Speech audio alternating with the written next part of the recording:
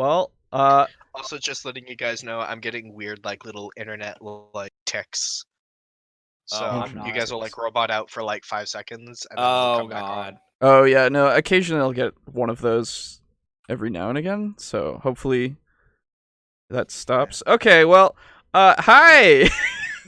God damn Another open! Wait! Shit, dude. You know what we ought to Episode do? 2! Aiden, Oh, no. You can record shit, right? Oh, God. I can record, like, up to 3 minutes of a time of, like, if a game is going using Okay, NVIDIA. because Yeah, I was just yeah, gonna yeah. say that way we can have 2 people recording audio No. just in case. Yeah, no, I got it now. It seems to be stable. Like, it's just recording. I don't know what that was. That was very strange. If I click So away... we're live now.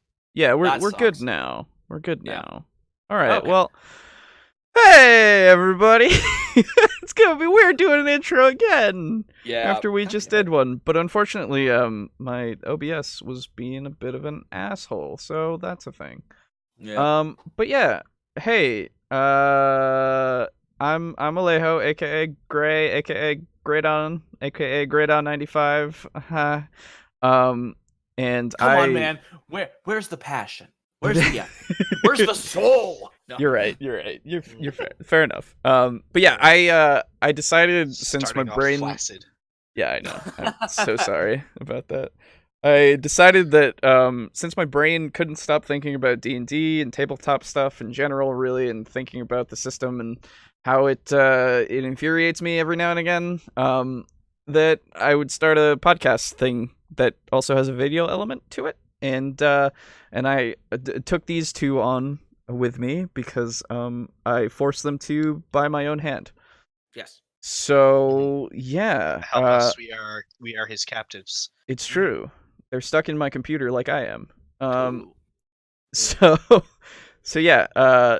For prior experience, I've been playing and DMing. Oh goodness, playing for 6 or 7 years, maybe, and DMing for more than that. Not more than that. Sorry, less than that. Like 3 years, 4 years, maybe. I don't know. On and off. But yeah, and I do things like this where I need to talk a lot, and so I drag people into it. Now, now I'm gonna bring it over to my good friend Aiden, aka SneakyAdolf. Hello. My name's Aiden, aka SneakyAdolf. But really, call me whatever you want. That's kind of how I got stuck with the SneakyAdolf moniker to begin with. I've been playing D&D ever since Alejo also started, so about 4, 5-ish years. I've been DMing for about 2.5. Just about 2.5 exactly, actually. I've only DM'd the one campaign, but we're still going strong. I'm a nerd for Elder Scrolls, fantasy in general, video games in general, and yeah, I'm looking forward to getting on this podcast and spewing my opinions into the ever open abyss of the internet. Which all of our opinions are right, to be fair. They're Yes. all correct. Yes, So they are. Yes. These 3 people will have one solid opinion at all times, and it is the right one. Yes. It's true. It's true. So let's technically go. it's not an opinion, it's fact. It's true. It's true. Let's Yes. let's bring it over to Boo. Yes, I'm Boo, also known as Daniel, but my friends call me I don't know. My friends call me fuckstick and asshole, probably. That's true. That's true. Every day. Yeah. I've been DMing and playing for a little bit less time than Aiden and Alejo. I DM'd one game with my brother and some of his friends, but due to life stuff, they moved away, and so that game had to come to an end.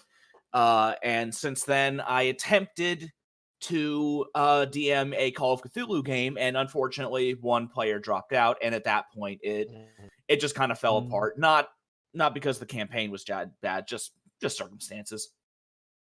And when the campaign, when the DM says not because the campaign was bad. It was It was good. bad. It was good. It was good. It was a Yeah, I very know, good campaign. here's the Boo. thing. I legitimately miss it. Yes, me too. No, here's the thing. This is gonna sound weird.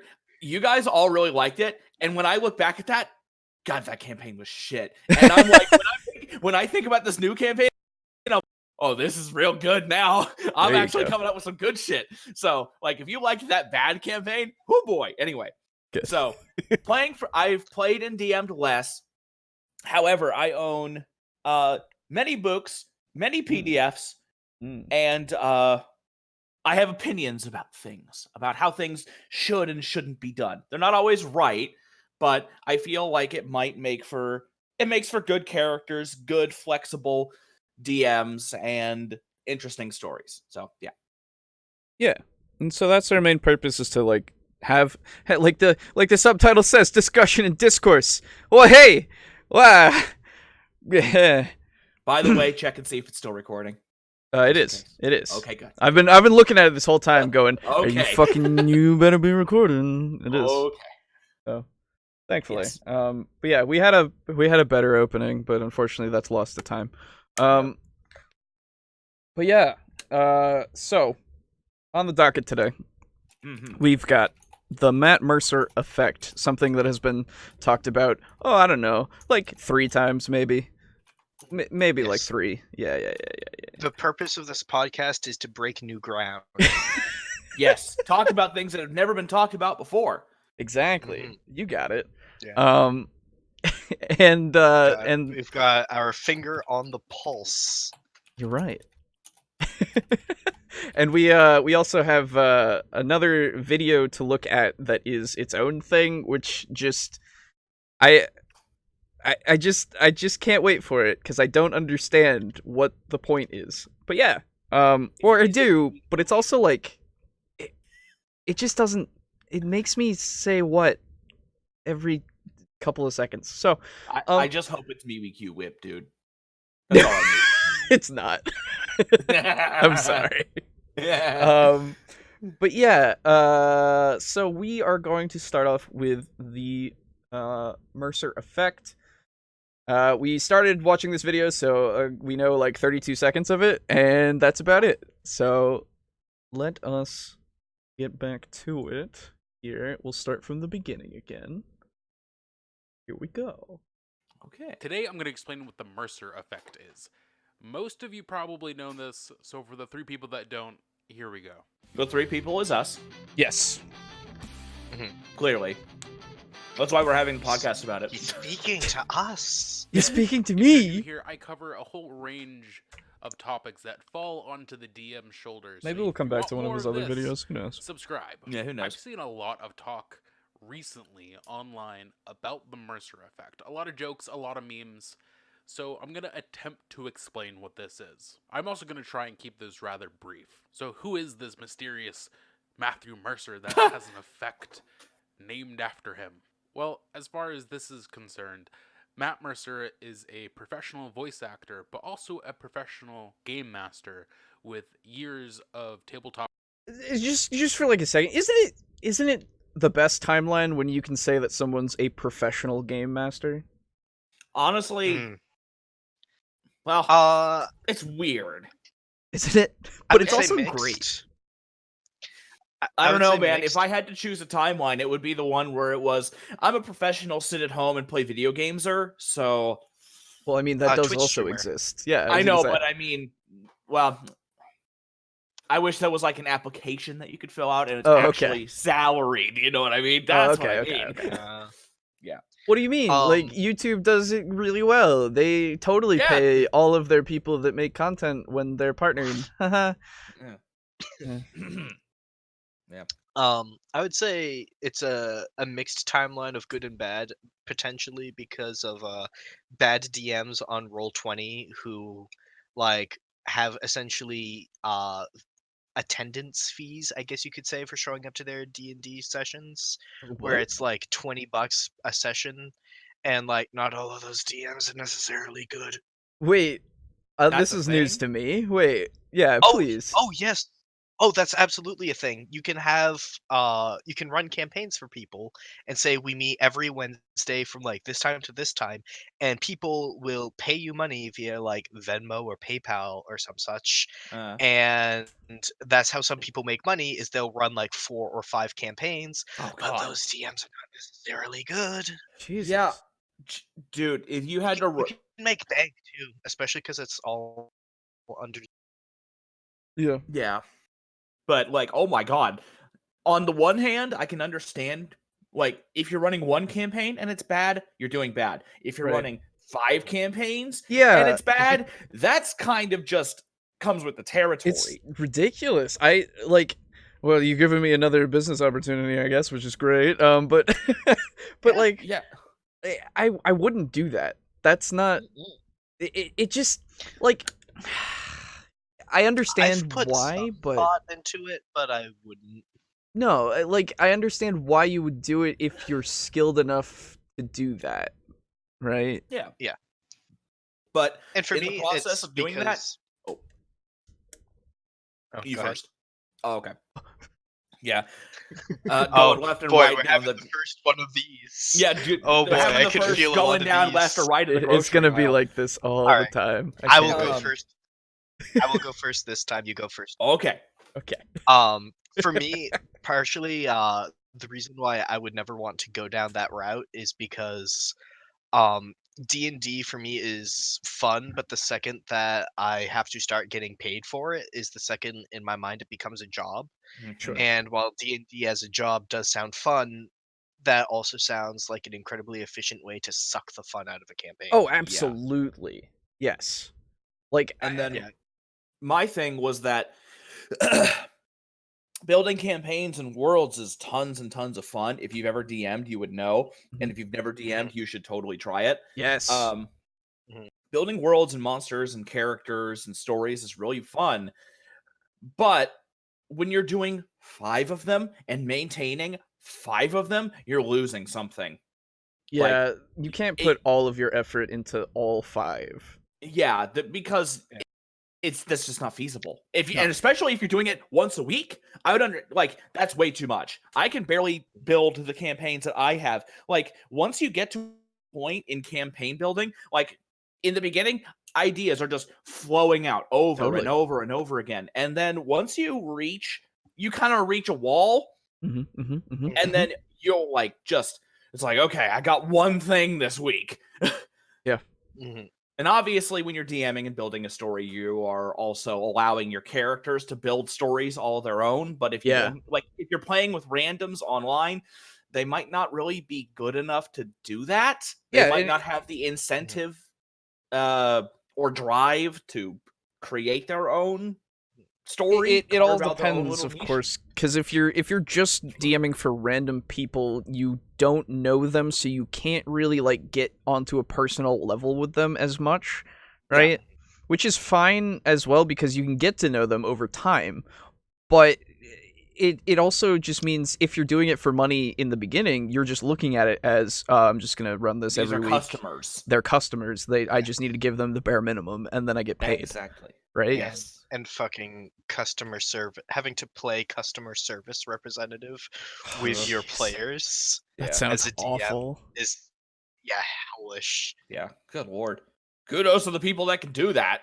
Because like I couldn't. No. Good lord. Yeah.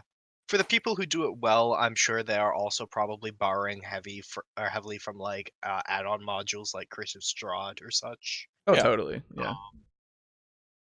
Or perhaps create one world and have multiple campaigns going on. That's what I'm doing. Yeah. And then save a campaign that another group has done and then reuse that campaign for a new group. Yeah. Oh, yeah. Maybe that's what he did. Maybe he got like 2 or 3 campaigns built and it's like, okay, I'll just repeat these 3 campaigns. Regardless of quality. Yeah. Yeah. And then, imagine now sitting as a DM for 4 or 5 hours doing that same campaign and essentially that same session insane. 5 times a week. Yeah. No.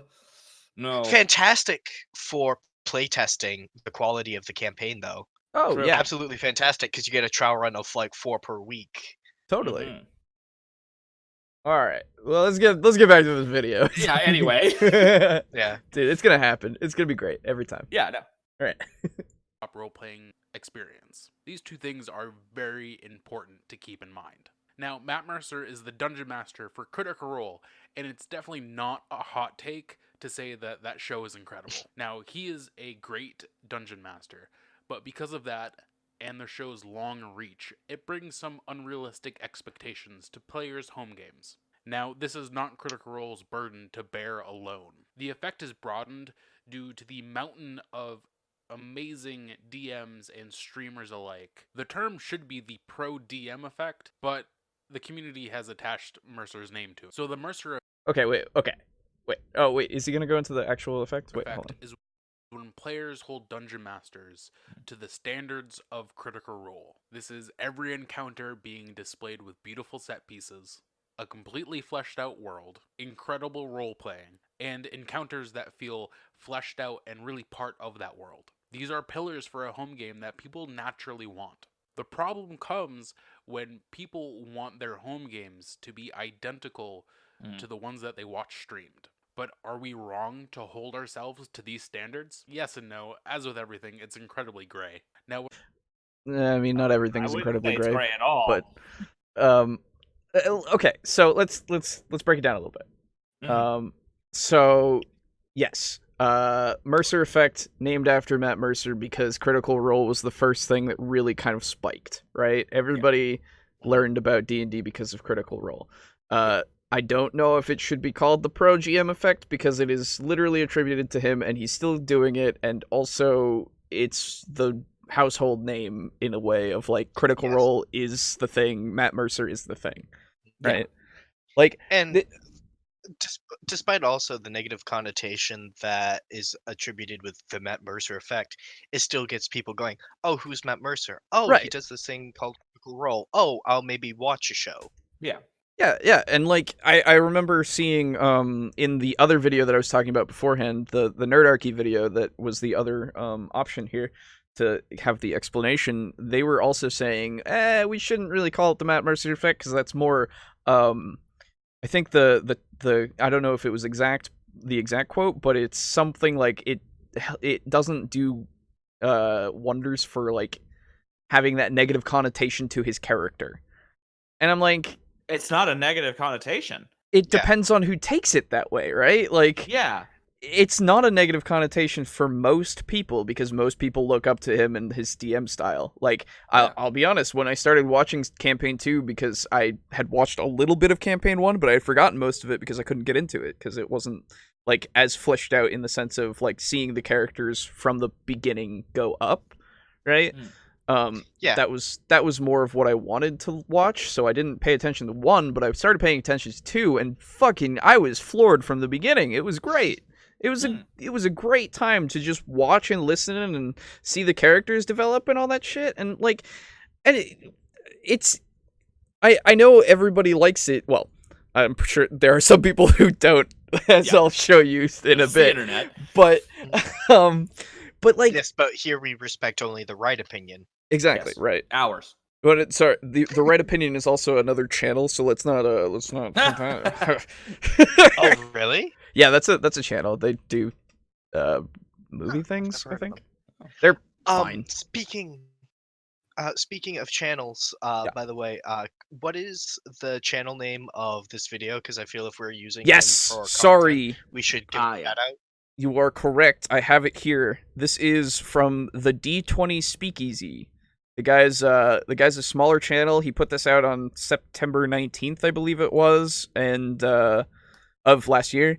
And yeah, if you enjoy this guy, please go send him your love. Go fucking subscribe and say, Thank you. "Hey, good video" and stuff. Thank you, D&D Speakeasy. Yeah. Thank Right. you, D20 Speakeasy. He's not like, this isn't a bad video at all. I actually watched no, through we're it just- a bunch. Oh, but yeah. Yeah, it's we're- our we're vehicle just for using it- conversation. Yeah, we're just Yes. using it because he explained the effect in very brief, easy to digest terms. That's it. Exactly. Yeah. But let me think. What was I going on? Yeah. So I don't know. his second comment about things being not always being black and white and mostly gray for D&D, I don't know, man. I don't know about that. You mean So- specifically in relation to the Mercer Effect, or things in D&D Let just as me. a whole? I would like to see what he said exactly. Actually, Yeah, because I think it was in relation. It might yeah. be relation. Game Uh, to be identical to the ones that they watch streamed. But are we wrong to hold ourselves to these standards? Yeah, that's what it Yes, was. So Okay. as with everything, it's he was saying should home games hold themselves to the standard of crit roll, and then it's like, oh, yes and no. No, you should not. You absolutely should okay, not. so I actually have a mixed opinion on that. I would say yes in the sense of if you can get material and you can make like the set pieces and all that kind of stuff, and you really are passionate in doing that, totally go for it, right? Yeah. And if you look at his style and get inspired, right, and go, hey man, I want to be like him. I want to do it with a funny voice. Let me do it with a funny voice. Like, I know I do that, and I didn't realize that I was copying some things. Like, the more I watch Critical Role, the more I was like, oh, I'm not original at all. Nobody is anymore. Which is fine. Well, Yeah. So long as you are like coming up with the idea independently of like, oh, I should do a voice for this character. I should do a voice for this character. Oh which yeah. Personally, as a DM, feels incredibly natural. Like, Right. You do run into the issue, of course, with after a while, all of your old men start to sound the same. Yeah, they do. And because like, not everybody's fucking little Karibo. Not everybody can do like 10,000 voices. Right. And like for me, I have one character in the campaign I made. He's an old Nord dude by the name of Simulmir. And he works making like weapons and explosives and like experimental stuff for the Fighters Guild. And Simulmir is talking like this, and he's constantly drunk, having a good time. Kind of that And Master Roshi voice. Yeah, pretty much.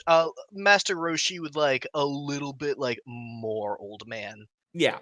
And I realized later down the road, about like a year later, I made a homeless character by the name of either Cotton or Scratchy Sam, or basically whatever you wanted to call him, so long as you were giving him money for his time.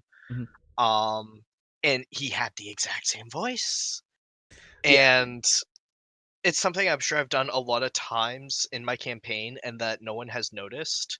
However, when you have a character, like a lot of my players latched on to Simulmir as like, fuck yeah, this dude's awesome. Partly because our paladin also made a point of constantly using lay on hands to cure him of his poisoned status from being drunk. So okay. I think like Archer, the cumulative hangover will literally kill me. Yeah. And they really latched on to Simulmir, and because they recognized it when I played Scratchy Sam, it was sort of, I guess, eye-opening to me of like, oh, I really don't have too many old person voices, but I don't know how to make more. Right. And I'm not a professional voice actor like Matt Mercer, or for that matter, the whole cast of Critical Role. Right, yeah. And nor do I have the budget to allocate funds for gigantic set pieces. Yeah. It's stuff like that. Yeah, and like I know it's only recently that I've gotten a battle mat and minis and such to like actually use, which is really fun and nice. And I can never go back now, which is bad. Yeah, no, battle mats and minis are really fun. I remember seeing your Twitter like devolve into like mad rants about miniatures when you started getting into it. Yep. Yep. I have yet to paint all of them. I've painted one and it doesn't look great, and I need to repaint it because it doesn't look great. But yeah, I've gotten paints. I got all this shit. Like I'm starting to get into that, and it's a problem, but but it's fun and it's good to do. And if you want to do that, fucking do it, right? But like. Just don't go around and say, hey man, to like the next DM that you play with that you've never played with before, hey man, why don't you have like minis and shit? And they go like, They go like, I don't know, I can't afford that shit, and you're like, but like you should have minis and shit. It really helps. Like, don't be that asshole. Maybe be the one who goes, hey, well, I have that. Would you like to use mine? Yeah. Right? Yeah. As a sarcastic asshole myself, if a player of mine ever asked me, "Hey man, why don't you use minis?" I would say, "Are you buying?" And if they ever said, "Hey man, why don't you ever DM like Matt Mercer?" I would say, "Why don't you play like Liam?" Yeah, no, like, I don't know. I'm gonna have to use that. Yeah. I don't know. It's one of those things. So, Yeah, let's. because when he said that in the video, my initial gut reaction, I didn't actually have the same thoughts that you did, although, like, and now I have mixed opinions about it as well. Yeah, if you have the budget and the time and the drive to do all that, do it, because it's awesome. It makes the game easier to feel for the players. You know what I mean? If they have a mini, it's like, wow, that's me. Look at this map. Oh, that's where I am, and that's where those enemies are. Like, wow, I see the tree in front of me. I want to hide behind the tree, and then you can visualize it easier. However, the way he worded it, I don't know if I don't know if he meant it this way, but when he says, "Should we hold ourselves to the standard?" Yeah, you should not. No. If you can't be Critical Role, okay, let me reword that. You're not Critical Role. Exactly. You're never going to be Critical Role. You're not Matt Mercer. You're not Liam O'Brien. You're not Laura Bailey, glory unto her gorgeousness. Yes. You're not gonna be Crit Role. So you don't have to try to be. If you want to be like Critical Role, go for it. But you're never going to be them. So you should never say, "Oh, I'm not like Critical Role. That means I'm bad." Never say that. Ever. And don't let anybody say that about you unless you are bad. If you're bad, you're bad. If you're bad, you're bad, yes. It's true, it's true. Like, get good. Especially too, as someone who has and I'm sure people who hear this podcast and who also are fans of Critical Role, the Venn diagram of which is probably a circle, and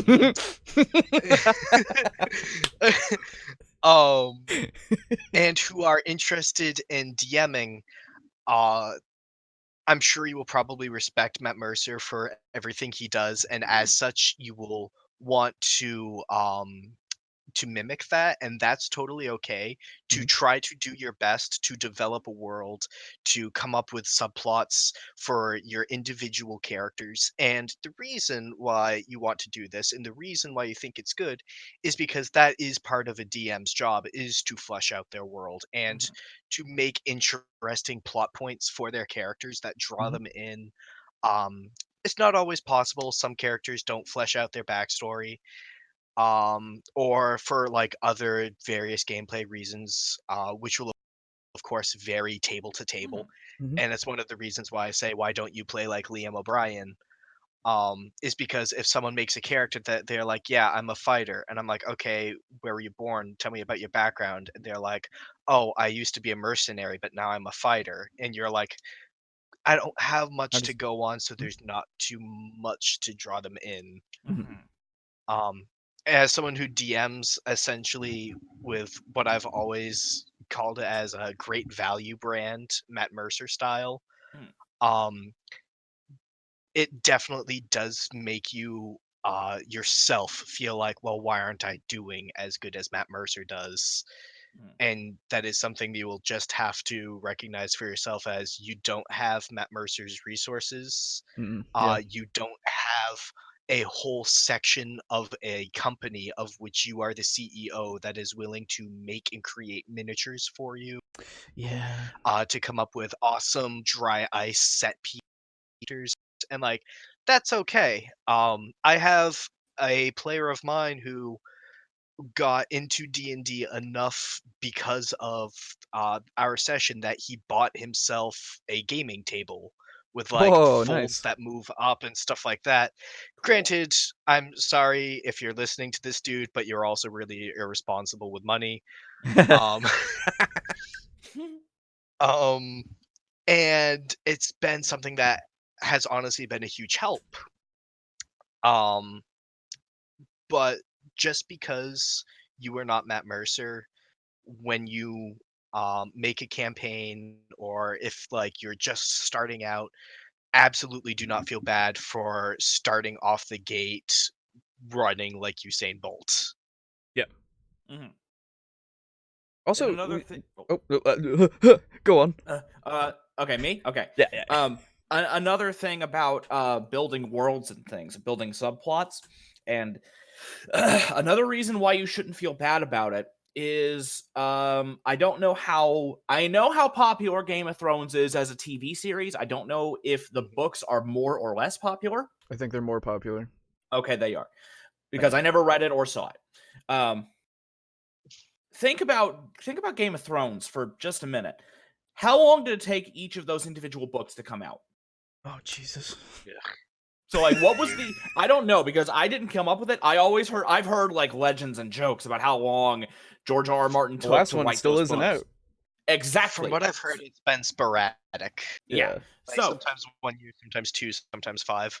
so think about this.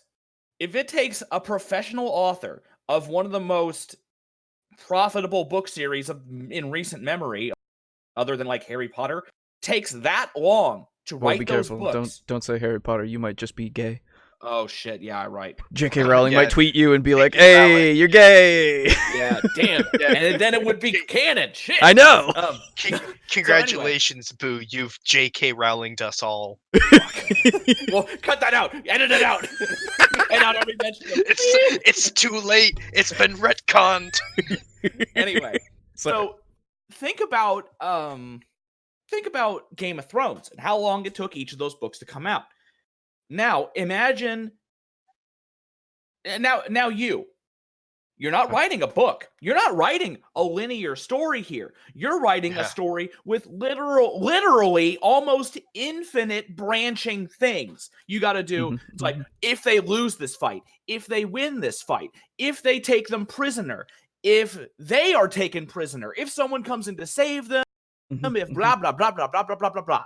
And then you have to make branching paths from that, and then that, and then that, and then that, and then that. It's so much harder than writing just a linear story. And the linear story is classically frowned upon in D&D. It's known as the plot railroad. No one likes that. And so you, as a DM, this isn't even a Mercer effect. No. As a DM, you are not supposed to use the plot railroad unless it's very, very either like you come up to your players and say, hey, there's going to be a plot railroad, bear with it for just a little bit. Or, hey, there's a plot railroad, I'm sorry. You have to apologize for using it. And so if this multi-million-dollar author takes that long to come up with a linear story and make it good, you should not feel bad if you can't come up with 1 billion branching paths in your story for infinite possibilities and choice in your story that you're taking like maybe a month or 2 months or 6 months to write. Like if you're a new DM and you think you should be like Matt Mercer, you're wrong. Yeah. You're like, that should be.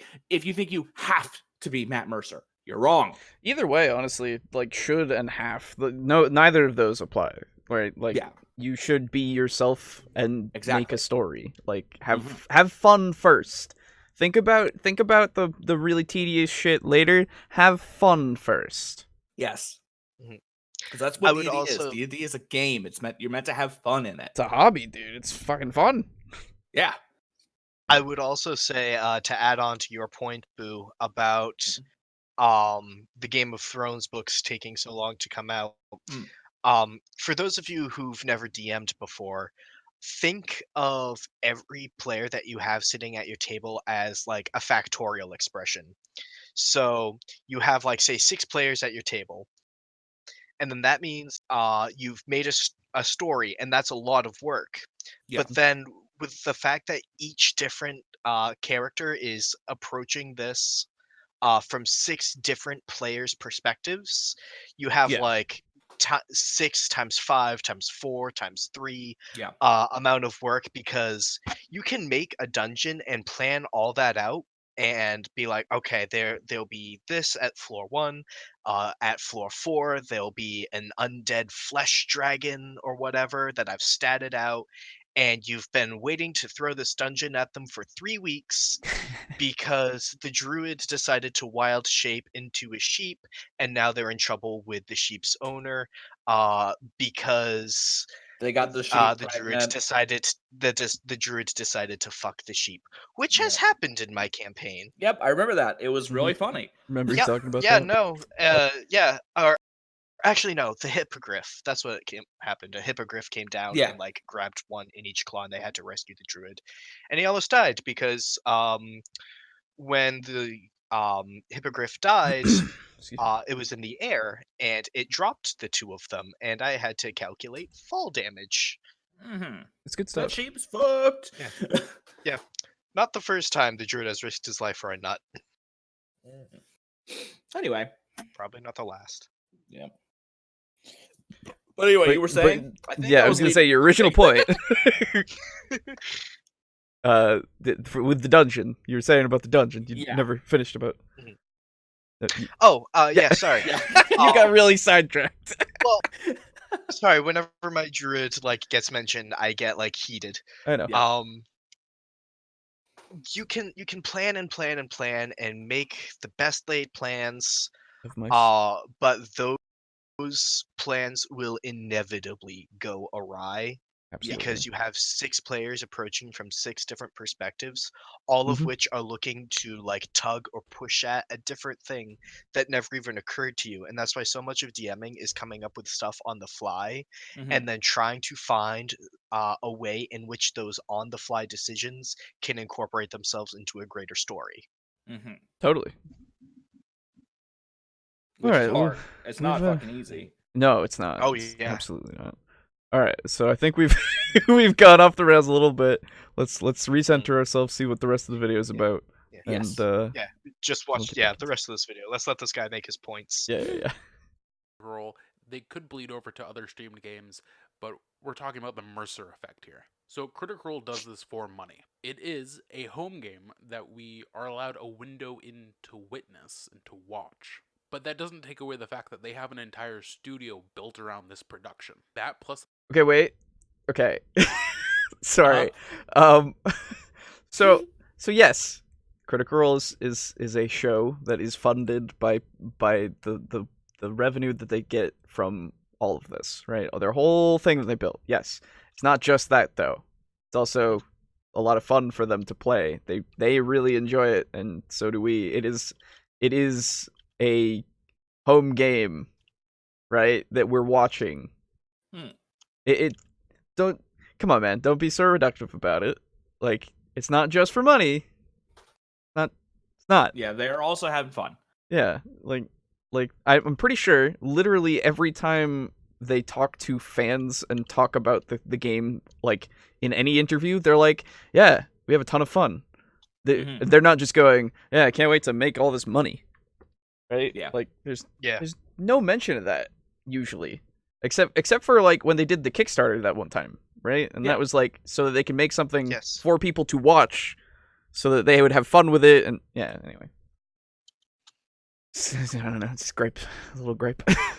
the fact that these are all trained actors. This is their normal. This is what they do for a living, whether it's on Critical Role or not. And on top of all that, these players have experience. They played for years before they even started live streaming it. And some of them played for a lot longer than just that. The Mercer Effect becomes problematic when these factors are not taken into consideration. The cast of Critical Role all have put in a huge amount of work and skills that they can then bring to the table. And the greatest problem with the Mercer Effect is that people are not taking that work into consideration. Now, that's not me saying that Critical Role is terrible. Sorry, this is another gripe. It's just, Okay. it's not with what he said. It's what he's been doing with his editing. Oh, okay. Oh, the hard cuts. Well, it's not just the hard cuts. The hard cuts are fine, right? A lot of people do that. That's fine. It's the zooms. The small, subtle zooms that are not subtle. They're just distracting. Like, why are you zooming, man? I'm sorry. You just... Why are you zooming in so slightly that it's negligible, man? You don't need to... Sorry. Okay. I'm waiting for the nose ring to fill the screen. Oh, God. All right, let's bring this back a little bit here. Now, that's not me. No. Bring it back. Okay. There we go. Have put in a huge amount of work and skills that they can then bring to the table. And the greatest problem with the Mercer Effect is that people are not taking that work into consideration. Now, that's not me saying that Critical Role is terrible or anything like that. I love Critical Role, and the Mercer Effect has had a kind of different effect on me and my game. If anything, it has given me both a goal to work towards and also shown me how different two games can be and how special in their own right. Well, I've been Rob, the resident DM here at the D20 Speakeasy. That has been the Mercer Effect explained in the most Are there even brief way that speakeasies in D&D? I have that in the dice. comment- I have could that be. dice set. I have both of those toys. Nice. Like the dragon one and that Yeah, black yeah, and yeah. copper one. Yep. I've seen that black and copper one a lot. on, I've like, seen eBay. them. I don't have either. Yeah. It's a fine video, except for the the occasional zooms that mean nothing. No, that's fine. It's fine. It's just a gripe for me. Go subscribe to this thank you, guy if you Rob. can. Yeah. Yes. Thank you so much for your video. We Really totally appreciate asked you for it. it. Yep. Mhm. Hey, man. Yes. This is fair use. Get fucked, man. Yeah, fair Yeah, use. it's true. We're not making money off of this shit. No, but it's also fair. It would be fair use if we were, to be fair, as Yeah, well. It's true. Responding to videos is totally fair use. Yeah. But yes, thank you for being a Um, gateway into our discussion. Mm-hmm. I think he makes some excellent points. Especially myself, I've definitely seen Matt Mercer as like a goal to like I don't quite want to say like a paradigm because that implies that Ye- all campaigns should be like his, and they shouldn't. Yeah. Yeah, no. You should put in the work for your players in order to involve them, but you shouldn't be working with such a feverish or frankly at times unhealthy rate like Matt does. It's true. I can call him Matt because he's my friend IRL. Absolutely. Don't at me. Um, and the schedules that these guys work around in order to make their games work is insane. Yeah. It's true. I've had like 3 or 4 weeks go by in between sessions in my campaign just because life happens or people are sick or sometimes I've been guilty of just messaging the group and saying, guys, I'm sorry, like I I can't do didn't it tonight. sleep too well last night. I'm not in a good headspace Totally. to be able to functionally DM. Yeah. Sorry. Whereas Critical Role is essentially like, if we ignore the fact that all games should be, different in their own right, Critical Role and its players are pretty much top of the food chain. They're all Oh yeah. Yeah. excellent. I would say so. Excellent DM, beautiful world building, really good player characters, really good real good players, really good player characters. Everything is amazing. You can't match it. They've had a lot of time, like has been stated. Exactly. They've had a lot of time to be able to do that. Yeah, exactly. They're all experienced D&D players. They're all experienced and Friends. professional voice actors and friends, yes. And they're very, very, very good at it. And no new DM or player should expect to have to be on their level. Right. Mhm. Or others. And yeah, like expecting a campaign to go as well as like a broadcasted campaign, because this is for all intents and purposes, it can be thought of as like a TV show. exactly. Yes. And expecting your DM to be like on the standards of Matt Mercer is like, like you meet a girl, they're not like porn actress hot. You Right. meet a DM, they're not Matt Mercer level. Or Exactly. And yeah.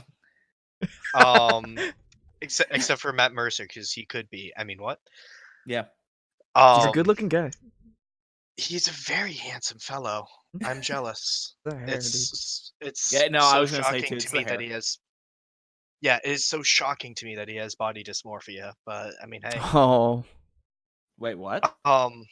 Yeah, he has body dysmorphia. He's been actually fairly open about it. I'm That's- dumb. What's body dysmorphia?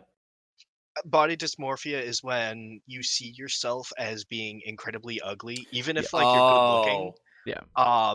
Like Matt is, and I call him Matt because he's my friend. Um, let's be honest. I'm pretty sure all DMs are friends. yeah, He's we're America's all sweetheart, of the same Matt soul. Mercer, to be fair. Yeah. And like super self-conscious about his body and stuff like that, and it's you know, to people who like have even glancingly seen him are like, dude, that's stupid. Dude, you hot. Yeah, and it's one of those things where because it's a mental thing, no matter like if people tell you that or whatever, you will still always see yourself that way. Yeah, totally. I've had issues with things like that. Oh yeah, But, same. Yeah. But yeah, let's see. Yeah, the other thing that I wanted to mention is that I don't remember where this was from, but I remember hearing about this from a video or something along the lines of the Mercer Effect also causing some players to be the cast in the sense of playing the exact same Oh. characters. Oh. Now, the same characters in name and likeness, or the same I'm not character entirely in sure. It might be that way. I'm not entirely sure. God, that would be weird. Yeah. I mean, I don't know. I remember hearing about this. I don't remember where I heard it or the exact like Wording. actual stuff. Yeah. But yeah. That's weird. yeah, no. I've done something sort of kind of similar with you guys know this character, but I had a Yes. turtle monk named Mock. Yes. Or his full name is Machiavelli Demetrius D'Artagnan Oisipe D'Angelo IV. Yes. And he was obsessed with tea. In fact, he grew plants on his tortoiseshell back Because that he would then Yes. that he would then brew into teas, and he was really good at it. And I drew the whole inspiration of loving tea and being really like chilled out and wanting to make friends with everyone and just have a good cup of tea. Partially off of Taliesin Jaffe's character, whose name I am forgetting. It was his second character after Yes. Molly. Fucking. Oh God. Why my brain is not helping me right now. He's the Furbolg. He's got the hair. He's a grave cleric. Well, I imagine any fans of yes. Crit Roll know who you're talking about. Yes. Yes, the Venn diagram knows. Exactly. Yeah. Caduceus Clay. My brain just Caduceus. remembered. Sorry. Thank you. Mock I was about to look it up. was somewhat based off of Caduceus in the whole like tea loving aspect. Sure. But as you guys know, Mock is an entity unto himself. Yes. Yeah, no, it's fine to have inspiration and to draw that from and have it inspire your character and become a part of it, but it becomes your own character at some point, right? Yeah. Yes. I would hope. you put a piece of your soul into the character. That's like okay, so I'm gonna do a hot take here. You know all those videos that are like, make Goku in D&D, make Iron Man in. I hate them. Yeah, no, yeah, I hate them. Dumb. I haven't watched a single one, and maybe we should at some point. But like, it's not your character. Like, I get it. You want it to be that character, but it's not your character, man. Like, I get the idea of like using that as your base to make it like that character and have a different personality and shit. But I also just don't like that. I find them interesting from the same perspective as I find speedruns interesting. I view it as a challenge of using game systems and game mechanics to achieve a desired non-traditional goal. Okay, fair enough. But I've only ever seen like a couple of them because most of the time I'm like, I don't care. Yeah, exactly. It's Nothing like the same. Nothing against that channel. They do good work, and they're really I'm sure. clever in how they achieve stuff. I don't know which channel But it is. I thought there was more than one, but I don't know. oh, there's a bunch. Okay, It's cool. the ambiguous channel. Yes, I understand. Um, The Royal Channel. yes, like you can make Geralt if you want. You can make whatever character you want and insert it if you don't feel necessarily comfortable role playing. But like Yeah. overall, I feel it's best to make your own character, like even if it's like your first, and even if you have to play it as like a self insert and you're not quite comfortable with like Yeah. making a fully fleshed character that's completely different from you and knowing how to put yourself in that character's mindset, Totally. that's fine Yeah, like because it will give you that practice. But I think sort of cowarding out and playing Iron Man in a fantasy yeah. settings I kind of just I like sketch. yeah, I don't know. Also unfair to DM. Yeah, Yes. totally. And I also even have that problem where I have a hard time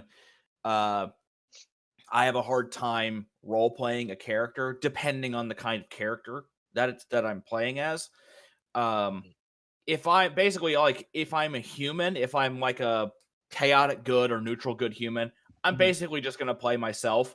But honestly, it's more of a mental hang up for me Mhm. because without going into too much detail, I had a rather traumatic experience as a child Mhm. where I was humiliated in front of many, many, many people. And by many, I mean like over 100 people. Oh, sure. Yeah. And this was when Snap. I was like, I want to say like 9 years old. Oh, yeah, that'll fuck you. And it was such a bad Oh, yeah. experience that it traumatized me even to this day, Yeah, fair where enough. Yeah. I cannot literally underline, bold, caps lock, cannot handle being ashamed or made fun of or humiliated in front of people. Nobody.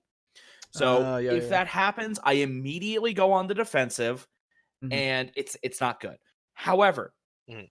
with D&D, it's slightly different. Mhm. Where there was a time in the Call of Cthulhu campaign, I'm sure you guys probably remember it, where one of our other friends, his name is Brogan, Mhm. he was playing as a guy named Sylvester Quill. And I forget if he had lost his wife or if she was just sick or something, but he was off in another town and he was the flirtatious type.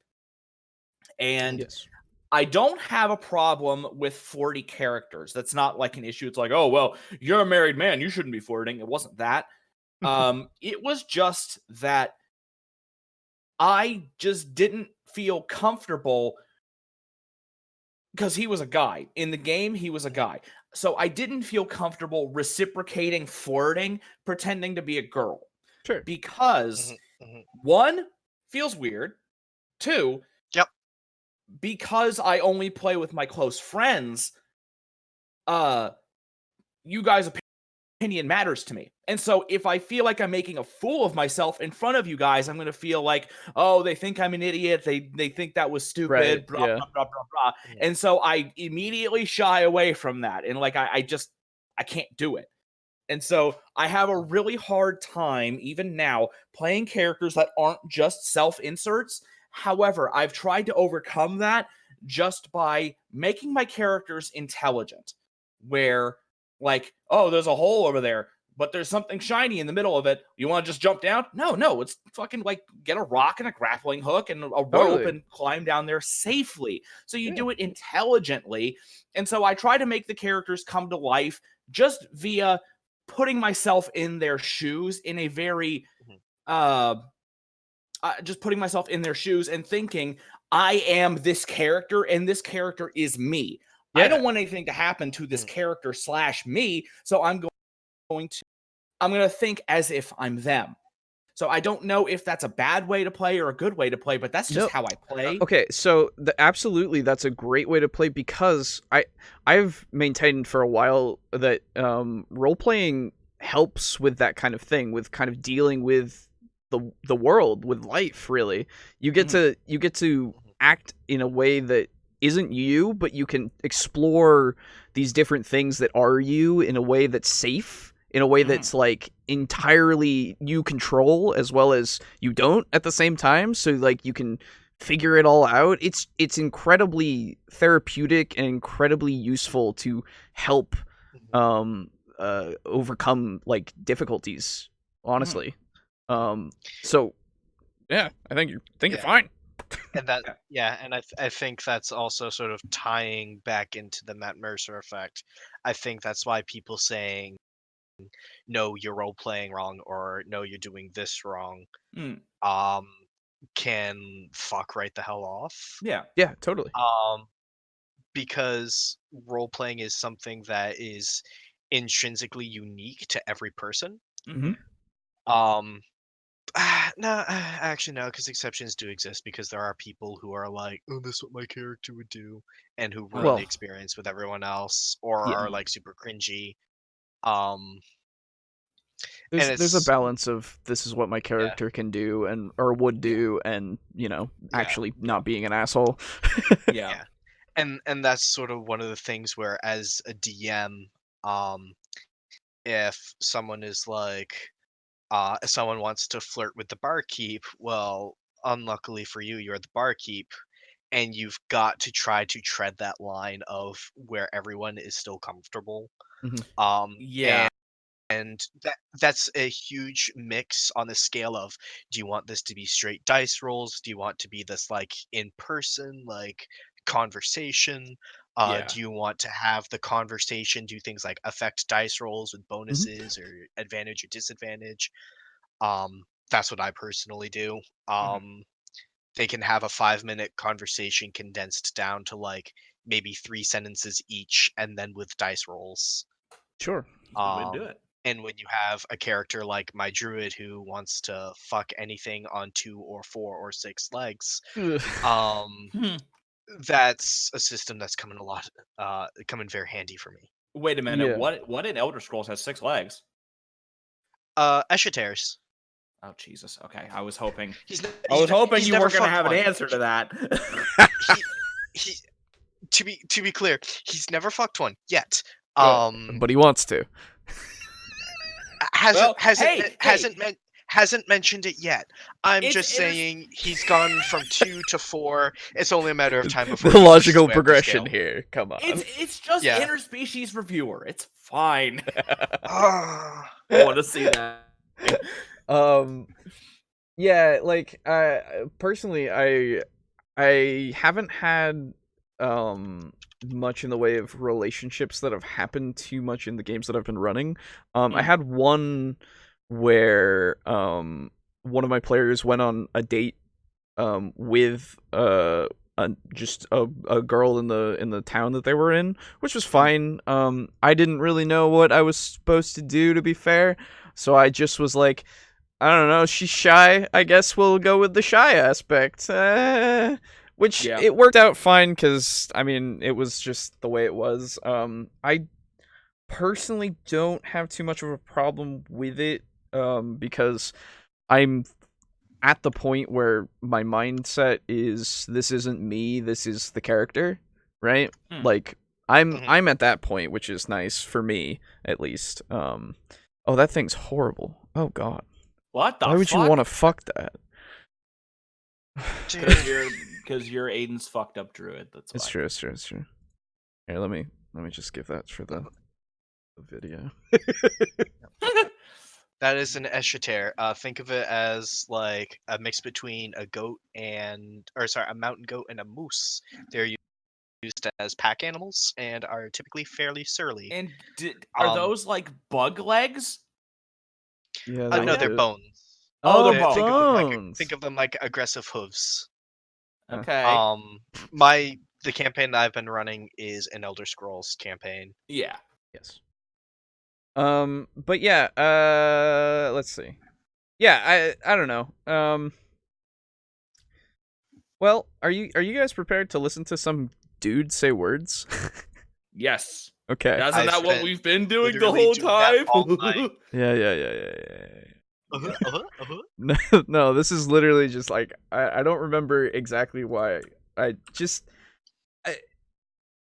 Okay, so Yeah. let me just. This video is brought to us by SabreXT. I recently came SabreXT Oh. is a very small channel. Yeah, I don't know.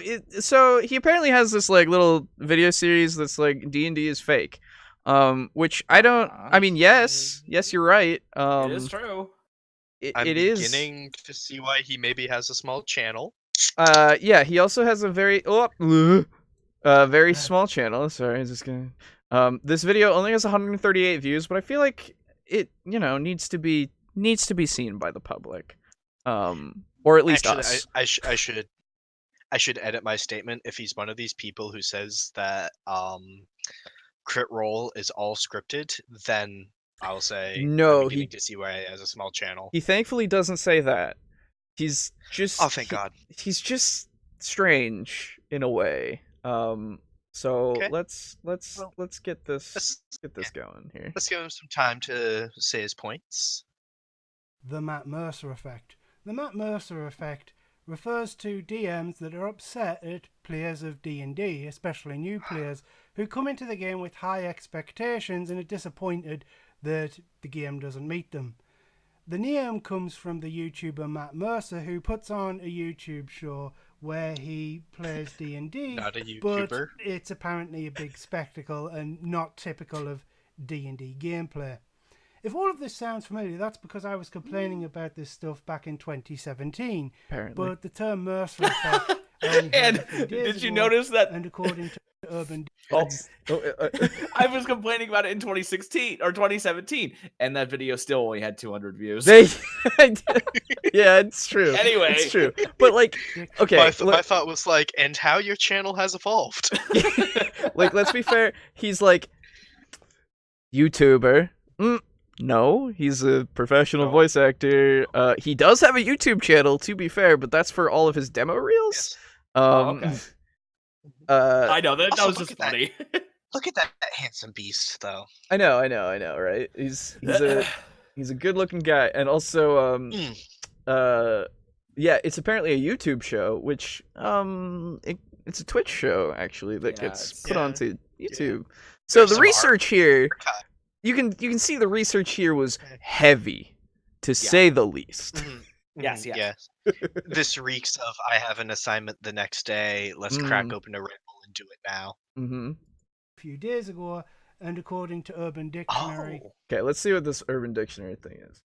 We've got Matt Mercer is the dungeon master of the popular Dungeons & Dragons show Critical Role. The Mercer Effect is what people call it when fans of the show get into D&D carrying the expectation that their sessions should be at least as good or similar to what they've seen in the show, not keeping in mind that the players seen on Critical Role have years of experience in both D&D and acting.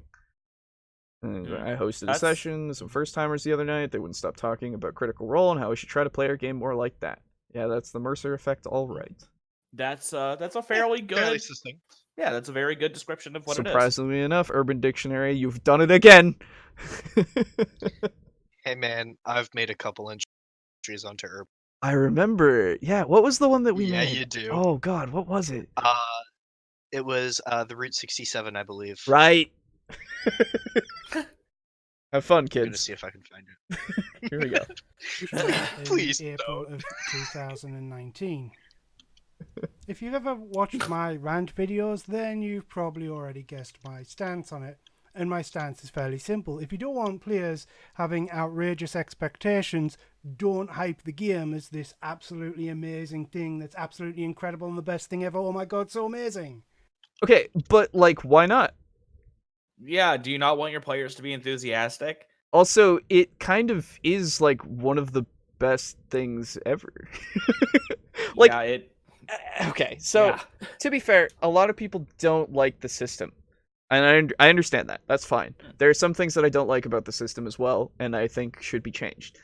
But it does not detract from the fact that the roleplay experience that you can have, the experience that you can have with D&D is fucking phenomenal and one of the easiest things to get into. Yeah.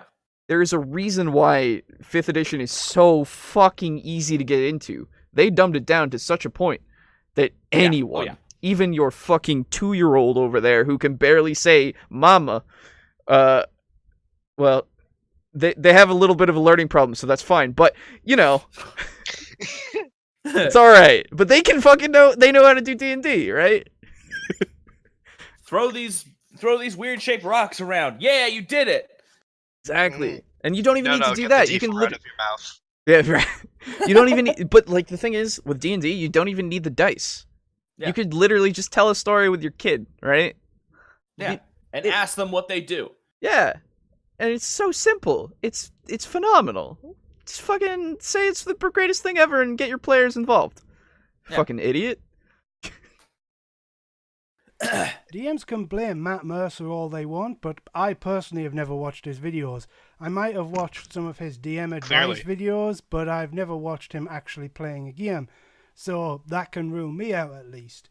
So wait, sorry. So you've never watched one of his videos, and yet you've said that you might have watched one of his videos?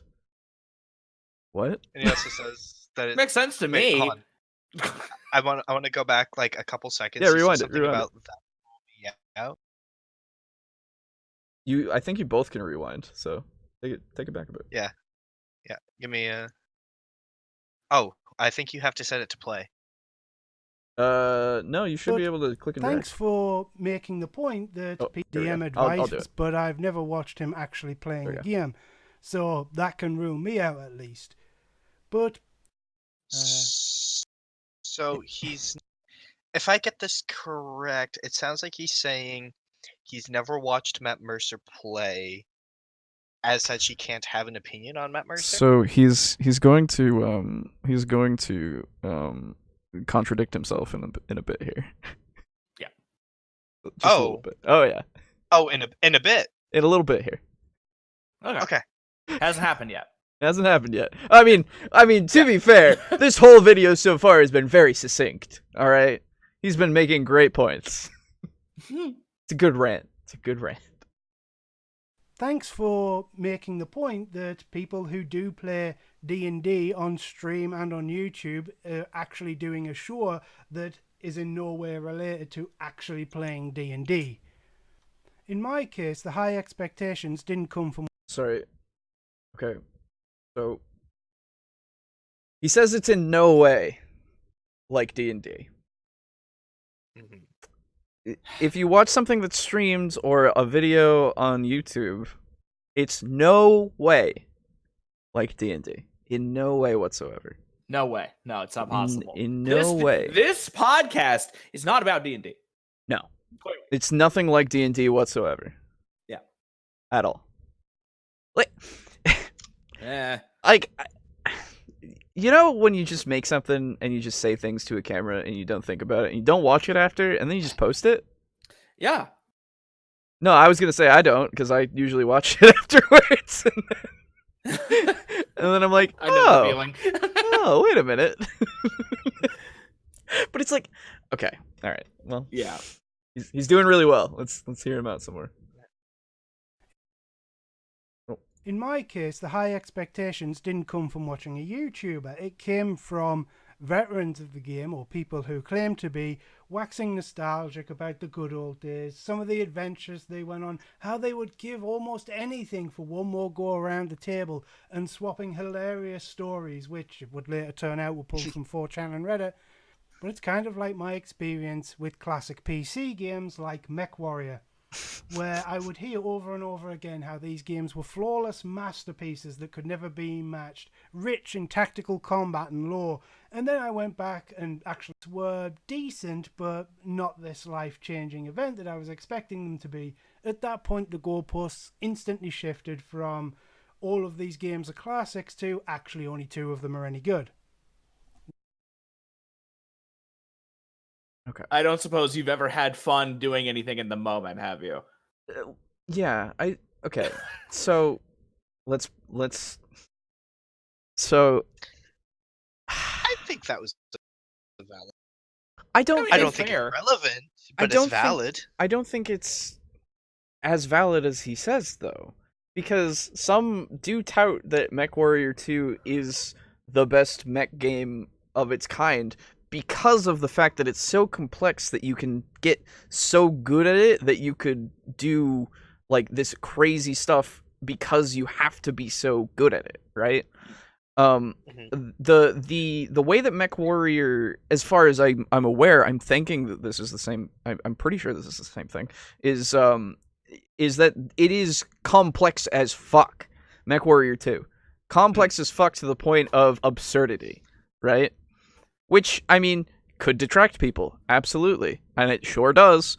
But those people who do play it, who do really like that, there is nothing as complex as that. So really, is that not valid? Like, that it could never be as good as that again? It hasn't been as good as that again? Not that it could never I mean, be. if that's what you're after, certainly, because we do live in a time where basically every single thing is getting dumbed down more and more and more It's and true. more, so that more people will get into it and buy it and make more money, etc., etc. I personally prefer 3.5 over 5. I agree. But I understand that for most players, 5 is way more friendly. Yeah. This is why I want to make a fucking 3.55 hybrid. Like, amalgamation. Yeah. Like, dude, we have so much to talk about. I have so many things. If only there was, like, a 4th edition. No, Wouldn't what? it be great if there were a 4th edition? Dude, you don't count right. There's 1, 2, 3, 3.5, and then 5. Yeah. Come on. Yeah. That's how you count. The only thing the 4th edition is good for now, really, is the monster manuals, because they have some unique monsters in there. Oh, okay. Cool. Yeah, that's about it. You can but then find again, that's from updated- every edition. That hardly even matters. It's true. I don't know, man. But I think what the point he's making, though, is that the Mercer Effect, as it's currently known, is not the original definition of it, and that the original definition of it used to be people who played classic games who in newer editions can't get that same feeling off, and hoping to play a game as DM'd by like someone as good as Matt Mercer, who and they just can't find a DM to play as well as them. I think. The problem is he's not very good at making his point. Yeah. Right? Like let's drag it back a bit. Let's try to decipher this point. Let's give him a solid like 40 seconds. Okay. All right. Okay. Let's bring it back to like there. One more go around the table and swapping hilarious stuff and swapping. Even it came from veterans. 115. 115. Okay. Yeah, let's try 115.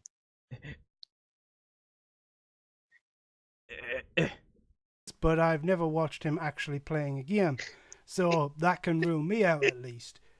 But thanks for making the point that people who do play D&D on stream and on YouTube are actually doing a show that is in no way related to actually playing D&D. No. In my case, the high expectations didn't come from watching a YouTuber. It came from veterans of the game, or people who claim to be, waxing nostalgic about the good old days, some of the adventures they went on, how they would give almost anything for one more go around the table, and swapping hilarious stories, which would later turn out were pulled from 4chan and Reddit. But it's kind of like my experience with classic PC games. Okay, wait. Okay, so let's break down that first point, because that's its thing, right? So you've got veterans. I can't understand. But you can't understand him? I can't understand what he's trying to say. Yeah, right? It sounds like he's just saying he never had the Mercer Effect happen to him, but he had it happen to him in the olden days, and like. Well, no. What he's saying is that he's listened to self-proclaimed veterans or would-be veterans, which I don't know what that means. Like, how can they not be a veteran of the system if they grew up playing it or whatever? Like, I don't know what you mean there.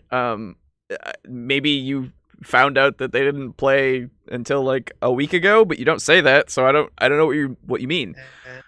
So Yeah, he's I think like, that's what he's saying with the whole 4chan thing is people acting like they've been playing forever and trying to act like all cool, but they've sure, actually just stolen stories. it could very well be that is the case, but I'm sure that some things can match up.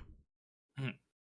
I'm sure that you can like, and the thing is, the other thing is that he doesn't give any examples, Yeah. right? Like, Mhm. I can't just go off your word, dude. I'm sorry. I need some sort of reference, right? Like, I get that that's not really possible in this context because you probably aren't friends with those people anymore, and they they don't want to talk to you. I don't know. Um, The I ones, yes, the ones that exist. yeah, exactly. Like, okay, so would-be veterans that are laughing and wanting to play again, and saying that the game is great. Mhm. If they're spouting this, that raised your expectations very high, which you, and from what I can understand, you don't like D&D? Do you even like D&D? Yeah, Right? like it's No, weird. no, he clearly likes D&D, I think. Um,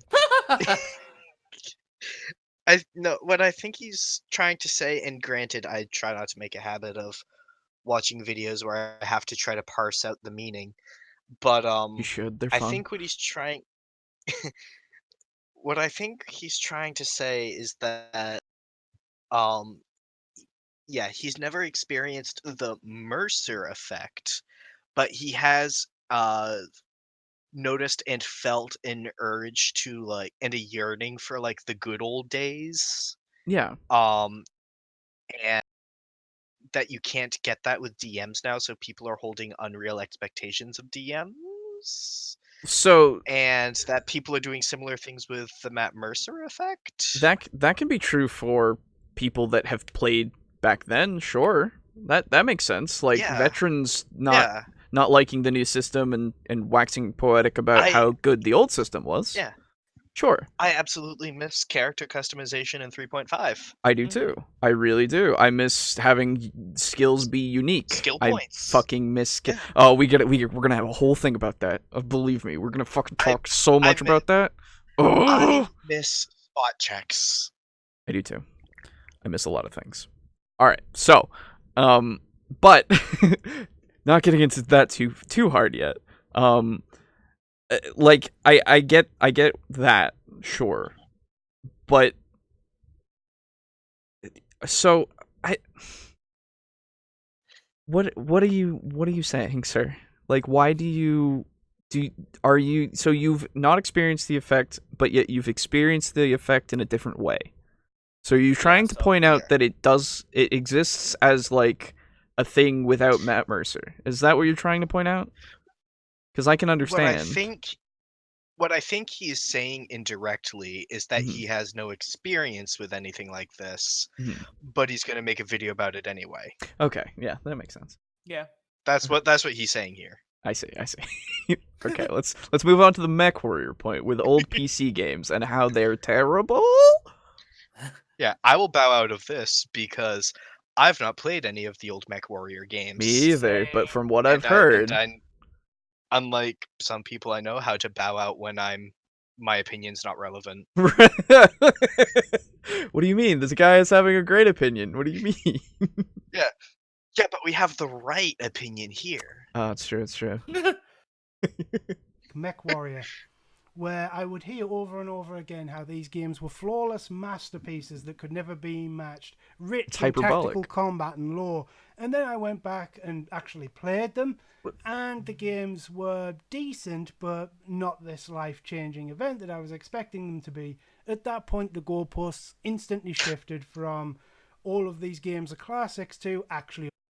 So I just want to mention Mhm. quickly, and I'm gonna totally go back on my whole bowing out thing at now, I Yeah. guess. But he mentions he's heard veterans of Mech Warrior wax profane about how great Mech Warrior 2 was, Hmm. and he says, and then I went back and actually played it, and I did not have a life-changing event. Yeah. So does that mean, much like the would-be veterans of his own analogy, he's not actually played any of the old ones, but was discussing it with people who did. I don't know. This is my problem. And as such, he doesn't like it. I don't Tying into him not liking D&D. like. That's all I can assume, right? Has he even played? I assume he's played. I mean, I assume. Okay, we can make the assumption that he's played D&D. I want to assume he's played because he makes videos about it. But Well, clearly, he's willing to make videos about stuff he doesn't have experience with. So all bets are off. Okay. So again, he also said that it had really good tactical combat and lore. Does it not have really good lore? Is that part of this? Like, I understand. Sure, it didn't change your life. I'll be honest. Yeah. I'll be honest. I've never done a deep dive on the lore of MechWarrior. Oh, I like MechWarrior Online.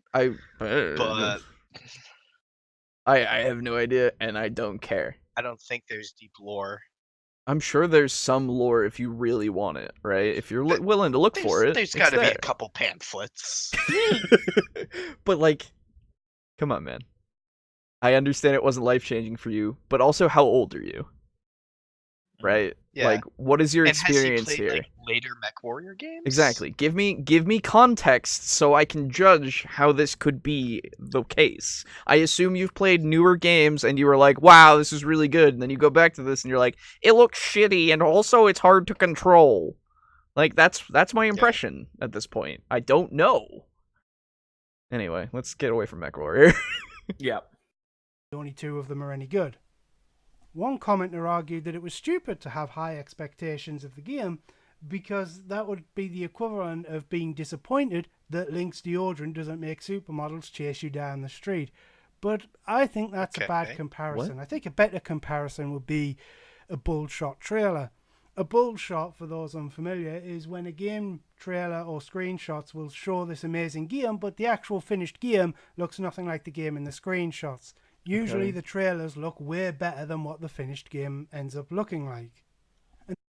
Moving from that into this week's sponsorship, have you all played Raid Shadow Legends?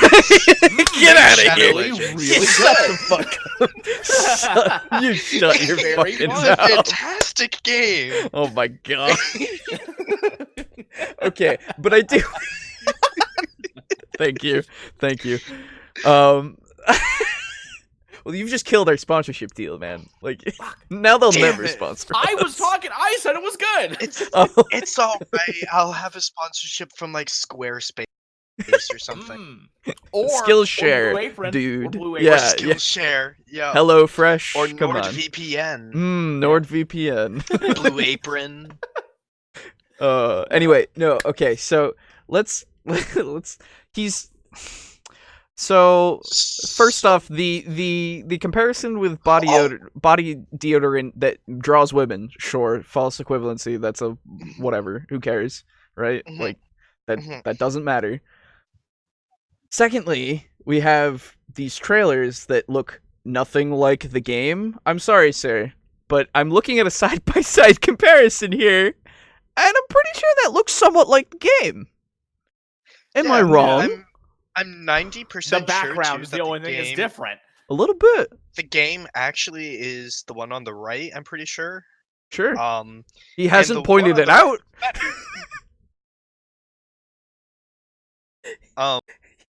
Yeah, like honestly, if the game is the one on the right, it looks better. Looks really good. Yeah, because like I played a decent amount of Dark Souls 2. It was my first Dark Souls game, and like I'm pretty sure like I've seen that ground texture, man. Sure. And like, okay. So then saying it's go on. Sorry. Go on. So I think I've had an insight into Disguised Logic, and that was me having like that little brain blast there a bit ago. Okay. And I think what he's saying is that people are treating Critical Role as like the trailer for D&D and as the holy grail of what D&D is advertised to be, and people are comparing it to like the gameplay of Dark Souls 2. My god, he is really bad at wording this shit. If and you're giving you Yeah, are no. basically making the point for him. I had to write it down in a notepad because it's such a slippery concept in train of thought that I had to write it down immediately. Otherwise, I would have lost it. I understand. But the problem with this is much like him not doing his homework and in saying that Matt Mercer is a YouTuber, Yeah. he also did not do his homework in that he showed a still of the game as an inferior product when it just looks better. Exactly. Also, I'm pretty sure the one on the left is like taken at like 144p, and the one on the right looks like I know. Maybe 480. Again, I have no context for your examples, which just does not help your argument because I can't say, yeah, you're exactly right when, one, you're wrong. This looks very similar. I don't know what you're talking about. Secondly, when you equate that to people watching Critical Role and saying that it's nothing like D&D, it's so much. What do you mean? It's so much like D&D. They use the mechanics. They tell stories. They have characters. They progress. They level up. They fight monsters. Like, what do you mean? Now, guys, I have seen D20s rolled a couple of times watching Crit Roll. I might have seen one. But I'm just saying, Alejo, you and I have more experience watching Crit Roll than he does. It's true. So. It's true. Maybe he just doesn't know what a D&D game is. Maybe that's it. Dude, I am starting to question. Jesus Christ. Okay, play the video. Yeah.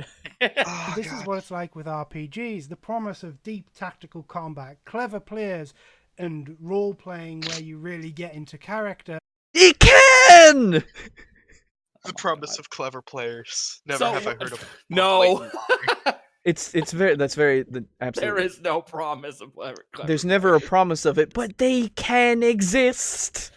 All of this can exist. What do you mean? We have video proof of it existing. Like, it comes out every Thursday. And like, shit! It doesn't matter whether or not he hasn't seen this. It's out there. You could literally go down the street to your local game shop, go talk to the owner, and be like, "How's your game?" And they're like, "It's great." Yeah. You could get an example, right? Like, I don't. Actually, doesn't really exist. In practice, combat is kind of slow, boring, and not very tactical. I think we're done with this video from No. that line alone. No. I need. Okay. Can we just let him power through the remaining 59 seconds? Sure. Okay, I'm just getting so angry. Okay. It's like eating the bad part of a parfait. And slapstick comedy. If you repeatedly promise the former, but then give the players the latter, then I think they've got every right to be disappointed. So is the Matt Mercer effect really a thing? It could be, I'm not ruling it out. I haven't watched the videos, I skimmed one just for the sake of this video. Right there. I don't see what it is that's happening that wouldn't really happen in a game of D&D. Said he's never watched one. I don't think people are really expecting to have this moody set with music and candles and all of that stuff. And I think most people will look at that and say, yeah, it's obviously not going to have that. But if you're referring to actually playing the game, then again, that's on the DMs. If you promise like an action adventure game and then give them like boring fan fiction, that's on you. Yeah, no shit. Who has ever said that? D&D. Okay. D&D is what you make it. This just in. I don't know. Whoever has said D&D is like a movie set with candles, and it should be like with candles and music and all that stuff. I say that all the time. I don't know what you're talking about. All right, Boot. Yeah. Time for you to leave, I guess. Yeah, right. Yeah. Jesus Christ. Oh no, but like, I don't. This. Why? What was? Okay, so here's a question. Here's a legit question. Yeah. Why did we bother watching this? I needed to see, and I need to show you. So you didn't think you were hallucinating it? Yes. And also Jeez, just the other side, man. People like this exist. Oh my god. It's like flat earthers. But like, insane. It's like, I want to to give the people who are sourcing the videos that we are using as a basis for content the benefit of the doubt and be able to say this person makes really good points here, here, here, and Yeah, here. But I absolutely. can't give me points and only give me like analogies that contradict themselves. Let's put this and up front. Let's Don't put this. do any research. Let's put this up front. Don't go into this guy's videos Yes. and leave like bad things, right? Like, don't say bad things. Yeah, Don't be no, a dick. don't do Oh that. yeah, no, absolutely, absolutely do not. that. That's our job. I just no, absolutely. But we're not trying to hate on him. We're not trying to bully him or anything. Just remember, we're criticizing, and we're trying to make sense of what the fuck he's saying. That's what It's we're just doing. I would love nothing more than to be able to agree with this guy on something if you were to make a statement. I was going But to I've say. not heard a statement. I was going to say he made great points through your mouth, Aiden. like you definitely made some really good points through him. Ugh. Well, what gets me though is the line at the very end where he Mhm. says, "So does the Matt Mercer effect exist? I'm not ruling it out." I don't know. I'm pretty sure I've used that exact same line in a high school PowerPoint. Exactly. He doesn't Yeah. even give a take. So yeah. So does photosynthesis exist? Probably. Signs point to yes, but could be no. And it's like, why are you putting your clickbait as your conclusion?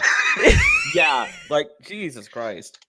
Oh my In fairness, God. however, he did bring up a point of D&D. A lot of people think as like movies and like big epic tales and stuff like that, when in fact it doesn't, because the human element. And it did remind me of a meme which I've shared to the Discord, and it's one of Yeah. my favorite memes about describing D&D. Yeah. And it's that your expectations are Lord of the Rings, Elder Scrolls, Game of Thrones, but in reality, what you're playing is It's Always Sunny in the Forgotten Realms. Yeah. Yeah. Here, I'll give And that for that's context. and that's part of what I say when I say, as a DM, think of your players as a factorial equation. For Yeah. every one that you add, it gets exponentially more involved because you have exponentially more Frank Reynolds in your campaign. Like, I mean, hell, I can. Oh. Go on. No. This is what. Last time I went first. Now you go first. Okay. Yeah, it's your turn. Absolutely, absolutely. That is what happens. Absolutely, because you're with a bunch of people that are usually your friends, and you get off topic, or you start saying some silly shit, or one guy's like, "I'm gonna jump off of this cliff and try to land on this dude," and then he gets like a nat 1 and just falls off and lands on the ground, and everybody's like, "What do you mean?" And the guy who he was trying to attack just looks over and pummels him to death. Right? Like something like that can happen, and it's funny, but it can also be. It can absolutely also be this epic tale. Absolutely. Yeah. And there was that time. Oh, sorry. Okay, now we've gone full circle. So now it's your turn. Now No. I will go. Yes. Yes. We could just institute a system where like Boo has priority over Alejo, Alejo has priority over me, I have priority over Boo, and it's a rock, paper, scissors thing. Okay. Sure. Jesus. It's one of those things where you will have a huge disparity in terms of tone in your campaign. So in my campaign, there was a monk character named Shay, and Mhm. Shay's character couldn't make it to every session for various reasons. So what we had was sort of like a running joke where you just happen to run into Shay at places, sort of like not too dissimilar actually, now that I think about it, to in Crit Roll Yasha. Yep. And there was one time where the party was camping under a tree, and the last session had ended with them camping. Mhm. And the new session started with them waking up the next morning under the tree. And in this session, Shay's player happened to be present. And Shay's player is not too dissimilar from my druid in the fact of like they just kind of want to pull off some stupid shit. Sure. More subdued than the druid, but what Shay's character decided that they wanted to do was to take a dump in the tree where it had turned out they had been sleeping up in the branches, Sure. unbeknownst to the party. Uh-huh. And what they wanted to do was to take a dump and then throw that dump at the druid. Oh. Absolutely. That's one session. That's the And plan. in another session, I had them on a time constraint where they had to defeat a certain boss and escape from a dungeon that was in a dream world slash 500 years ago, Oh. and an earthquake was happening, causing the dungeon to collapse. And they had explored the collapsed ruins of the dungeon in modern day. And when they went into the dream world slash 500 years ago, I flipped the board over so they were traveling in the same dungeon but mirrored, and Mhm. new paths were open So it's because like they the weren't Temple of caved Time in in. Zelda. Never got that far enough into the game. Oh, okay. There's in Twilight Princess, you basically do that. Anyway. And it was the same dungeon but mirrored, and instead of like wrecked remains of what used to be a barracks, there were people in it. Sure. And stuff like that, and they had to defeat some cultists who were looking at summoning a kraken, Ooh. rather a nightmare kraken. And they killed the cultists, but the kraken was still rising, so they had to retreat from the dungeon, and they made it out from the time limit I had set for a half an hour for like the battle and everything. They made it out with literally 3 seconds to spare. And Nice. had they not made it out, it would have literally been a rock's fall because they would have still been in the area that was caved in. Mhm. And they made it out with 3 seconds, and I'm like, "Stop that timer!" And they stopped it, and literal cheering because of the tension of the situation being Mhm. released, a hard fight. The paladin was down to like 2 hit points, and they barely made it out with their lives, and Mhm. they're like, "That was fucking epic." Yeah. So like, you will, even in your own campaigns, you will get a disparity, and don't hold yourself to Matt Mercer's entirety of like, oh well, we have this established villain, this big bad, this djinn that's eating babies. Mhm. And like the most silly you get is a guard kicking a cat that then poops out of existence. Well, the thing Yeah. is, like, Like, silly things happen in Critical Role all the time too. Yeah. Right? Like, it's never Yeah. just I'm gonna stab the ogre with a sword, and Yeah. all that. Yeah. well, like And the then- guard kicking the cat was a thing that happened in season 2. Yeah, I know. I'm just saying, like, Yeah. it's more than like that. You said that as a small example, but there's been plenty of times where it's just been like silly, right? Like, Yeah, there was what history smut or something. yeah, that was also a thing. Yeah, Caleb had. there's a lot of these kinds of things where you have examples of it's not always serious all the time. Yeah. It can be. And because your players and you are different, you will not have a critical role experience. You'll have some moments that are similar, Mhm. and Yeah. that's great. Enjoy your D&D game as it happens, but Please. by no means feel obligated to play like Critical Role does because you're not them. Yeah. And then there was that time in my Call of Cthulhu campaign Mhm. where you guys toward it was like late in the evening, and you guys were near like the north side of town, Mhm. and you heard the droning in the woods, and you went out there, and it turns out that a bunch of Mm-hmm. cultists were summoning some. And Oh yeah. my whole plan was the plan, or what I had intended to happen was, since there were four of you, and only 2 of you could really fight. Yeah.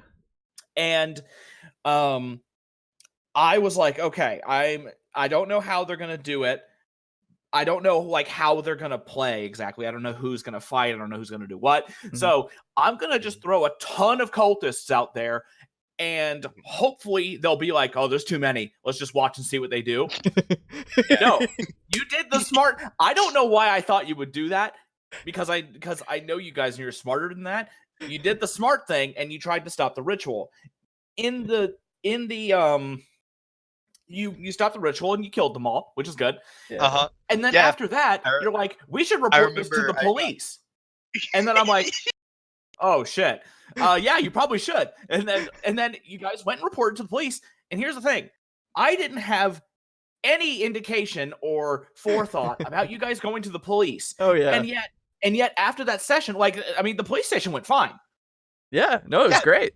It went fine. I mean- you showed evidence. I mean, you, my like- character was literally a police officer. Yeah, exactly. So you were a police officer, and they contacted like the Never mind the Mike's fact that I was character's showered university. with gore.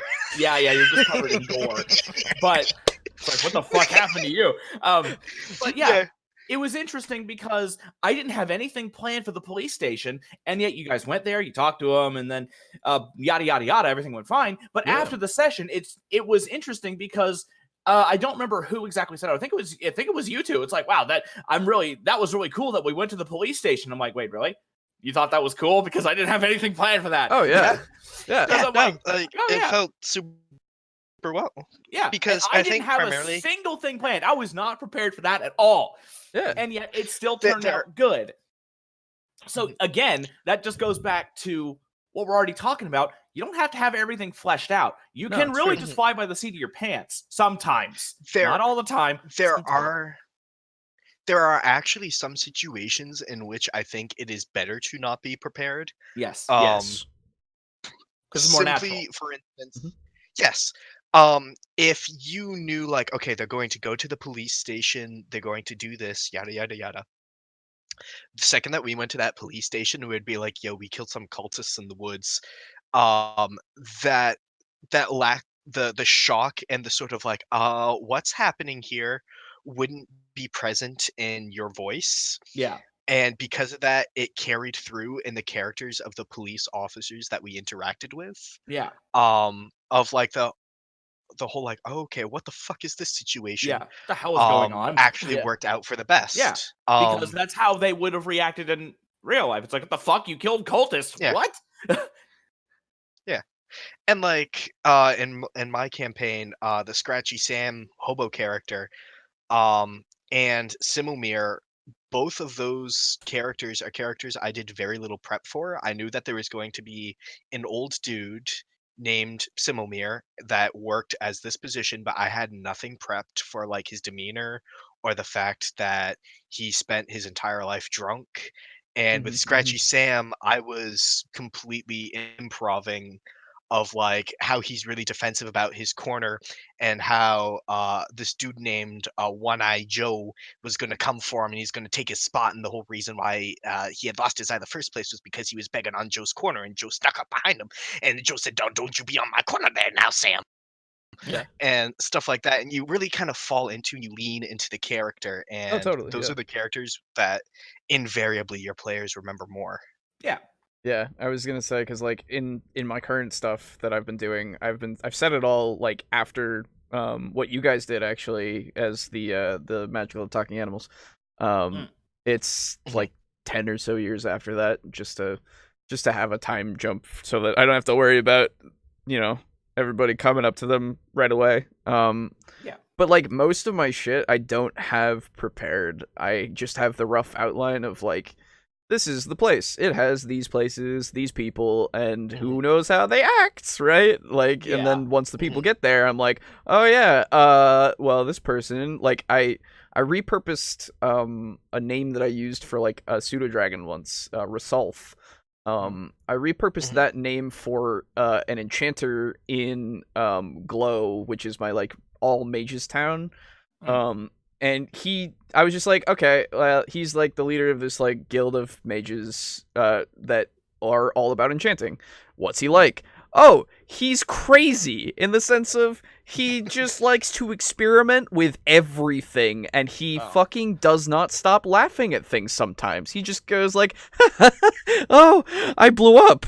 Oh, right? Like, that's his thing. He's also known to be dangerous in the sense that he will blow up occasionally because he loves what he does too much. Yeah. Right? Like, and like literally my players were like, oh, this guy, and they've continuously gone to him every now and again and just been like, he's great, I love him, and I'm like, cool. Yeah. And I then there have was one of my characters got his hands on a small amount of moon sugar, Mhm. which is a drug Yes. in the Elder Scrolls universe, and they have a house in the city that I first put them in, and they want to go back to that city, not only because it's where their house is, but it's also because where Simulmir is. And he's like, I got to get these drugs to Simulmir, man. And I'm like, bud, if you want to help like that old dude get his crunk on, we can go for that. Yeah. And then there was that time now you made me remember this. Mhm. There was that time in the animal campaign where it was when we were leaving. Mhm. It was after the werewolf fight and after we were leaving to go get myself cured. Yeah. And I was the Ratman Ralph. Mhm. And Ralph was this really kind of happy-go-lucky, super naive, really mischievous little guy. Yeah. And I had been acting that way the whole campaign. And he was an artificer, and I also chose woodworking tools because what I was going to do was, if I wasn't working on like a magic item, I was going to be like, I just want to grab like a piece of a fallen log, like a small fallen log, and just like carve that during like Yeah. long rests. And then I'd be able to like, oh, here, I'd like take it to like, I don't know, like take it somewhere and just sell it, maybe for like Yeah, a couple totally. silver or something. And in that town, there was a half-orc smith. And I had to borrow some of his equipment and his facilities to make my first artificer gun. This was before the new artificer, where artificers had like 2 specs, and it was like a cannoneer or something, and they could make like essentially like a rifle. Yeah. And I was making my rifle, and Ralph wound up kind of bonding with this no-name half-orc smith. And since he was a half-orc in a village filled with like elves and humans, he was kind of the outcast. And since all the animals had been not exactly outcasts, they had been removed from society, Mhm. they didn't really understand that aspect of human society. And so Ralph and this orc kind of bonded a bit. And like when we were leaving town, I gave him a little carved bear. Mhm. And I got everybody choked up. Yeah. I remember that. And that was one of my, and I didn't do it. I don't really know why I did it. I was just like, this guy's It cool. I'm was going to give fucking him this little natural, bear. dude. Yeah. Yeah. And so I got everybody legit choked up. After that, I felt like I won the session. I Yeah, beat no, I everybody. remember. Yeah. It Yeah. was great. It was Yeah. fucking I miss that campaign, dude. I I know. really do. And at the same time, he's such an idiot. Yeah. Ralph is just a doofus. Like when he's like sitting in a mage's quarters, like, hey, can you cure me of vampirism? I mean, lycanthropy? And I'm just sitting on a big chair, just like swinging my legs back and Yeah. forth like a little kid. And then Yeah. there's a blind priest that comes. Sometime and when the moon comes up, I get a bit bitey. yeah.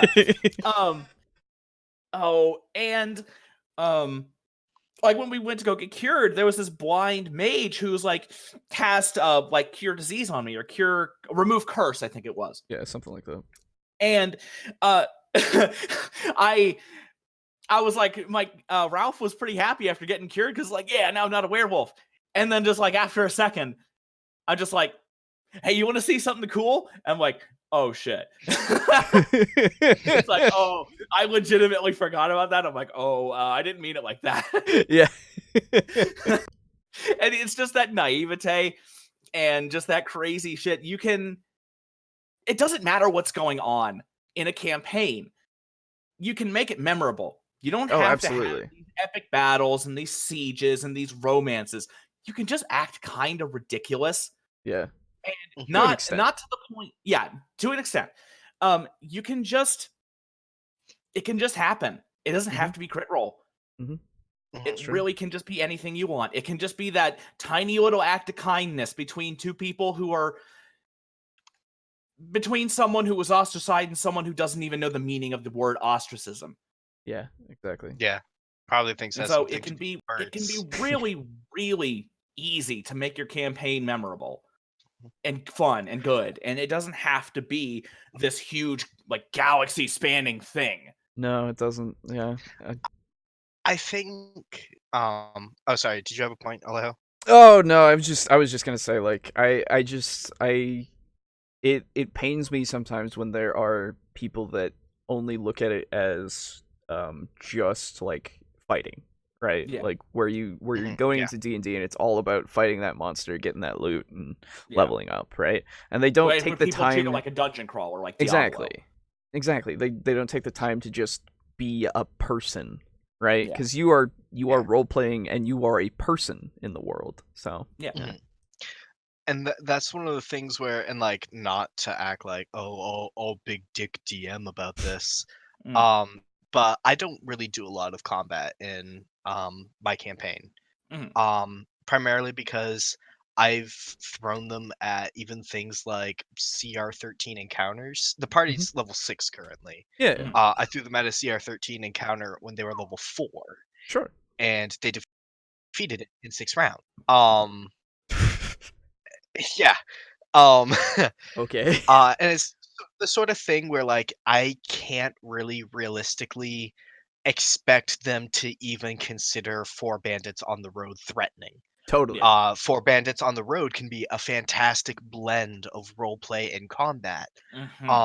Because how you roleplay determines whether combat happens. Exactly. And the combat for a low-level party is just challenging enough that, like, when it's over, you're like kind of like your characters like wiping sweat off their brow, like, oh boy, guys, that kind of could have been bad. Glad we pulled through.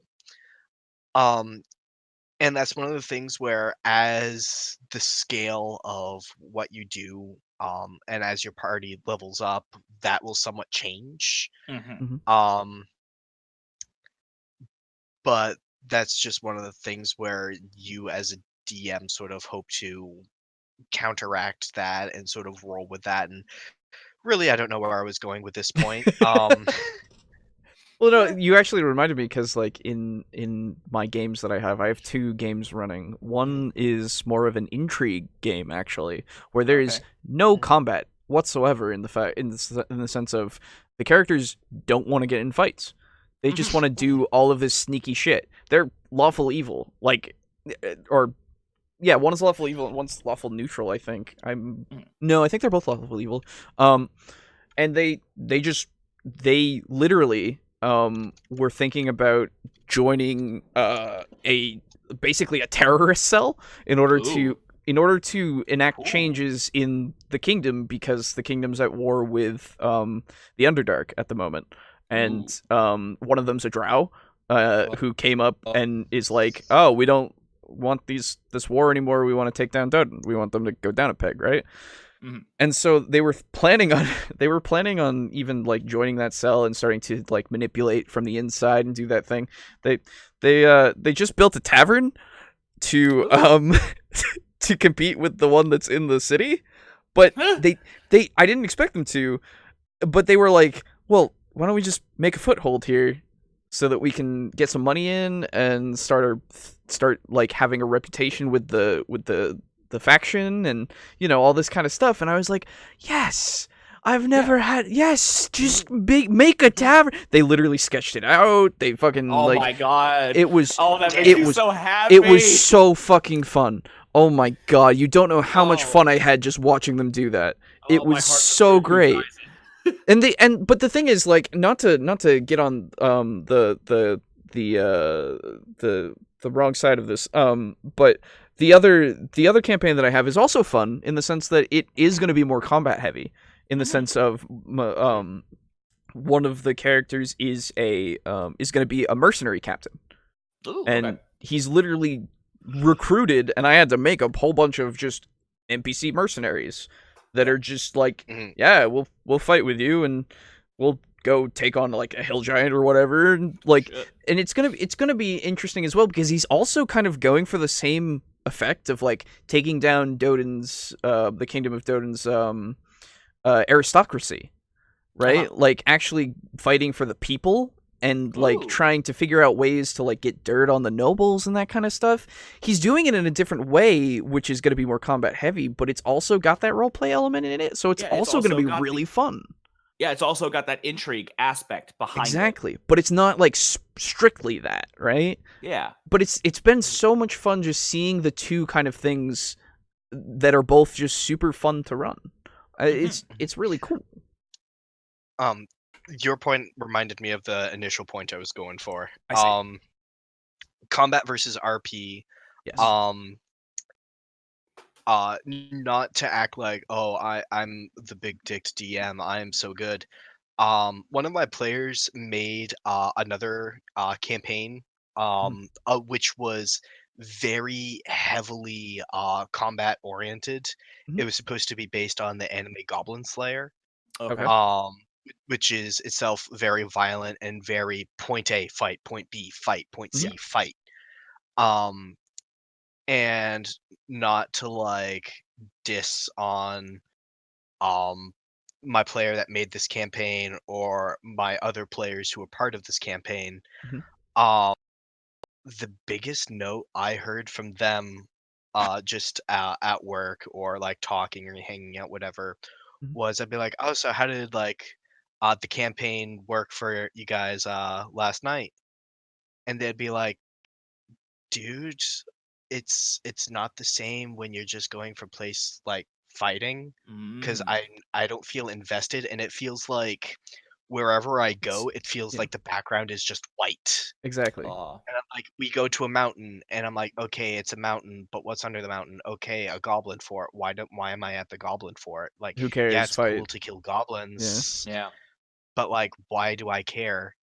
You We have an NPC with us, and I know their name, but like, I don't give a shit about them. okay, Yeah, they're exactly. with us, I guess. They're useful for heals. That's nice. Oh, I have 2 more points. Fuck. And before you start on yours, let me make one. Yeah, I'll let you Yeah, after Aiden's done. and it's not to criticize his campaign. It's also his first campaign too, Yeah. and he had been playing D&D for like 3 months when he made that campaign. Yep. Oh, There you go. Yeah. And with 2 players that just joined my table for like my main campaign, they were saying that they weren't sure like how combat worked, and they wanted to get a chance to do that because they joined a campaign midway through its progress.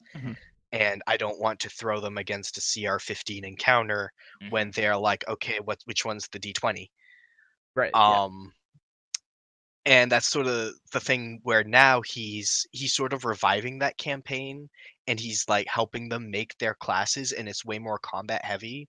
And now that they're playing that one and mine, they're like, okay, I know how to do combat when it comes up, and I'm playing a character that I know I like how they fight, and because of that, I want to play this class, and I want to play as this.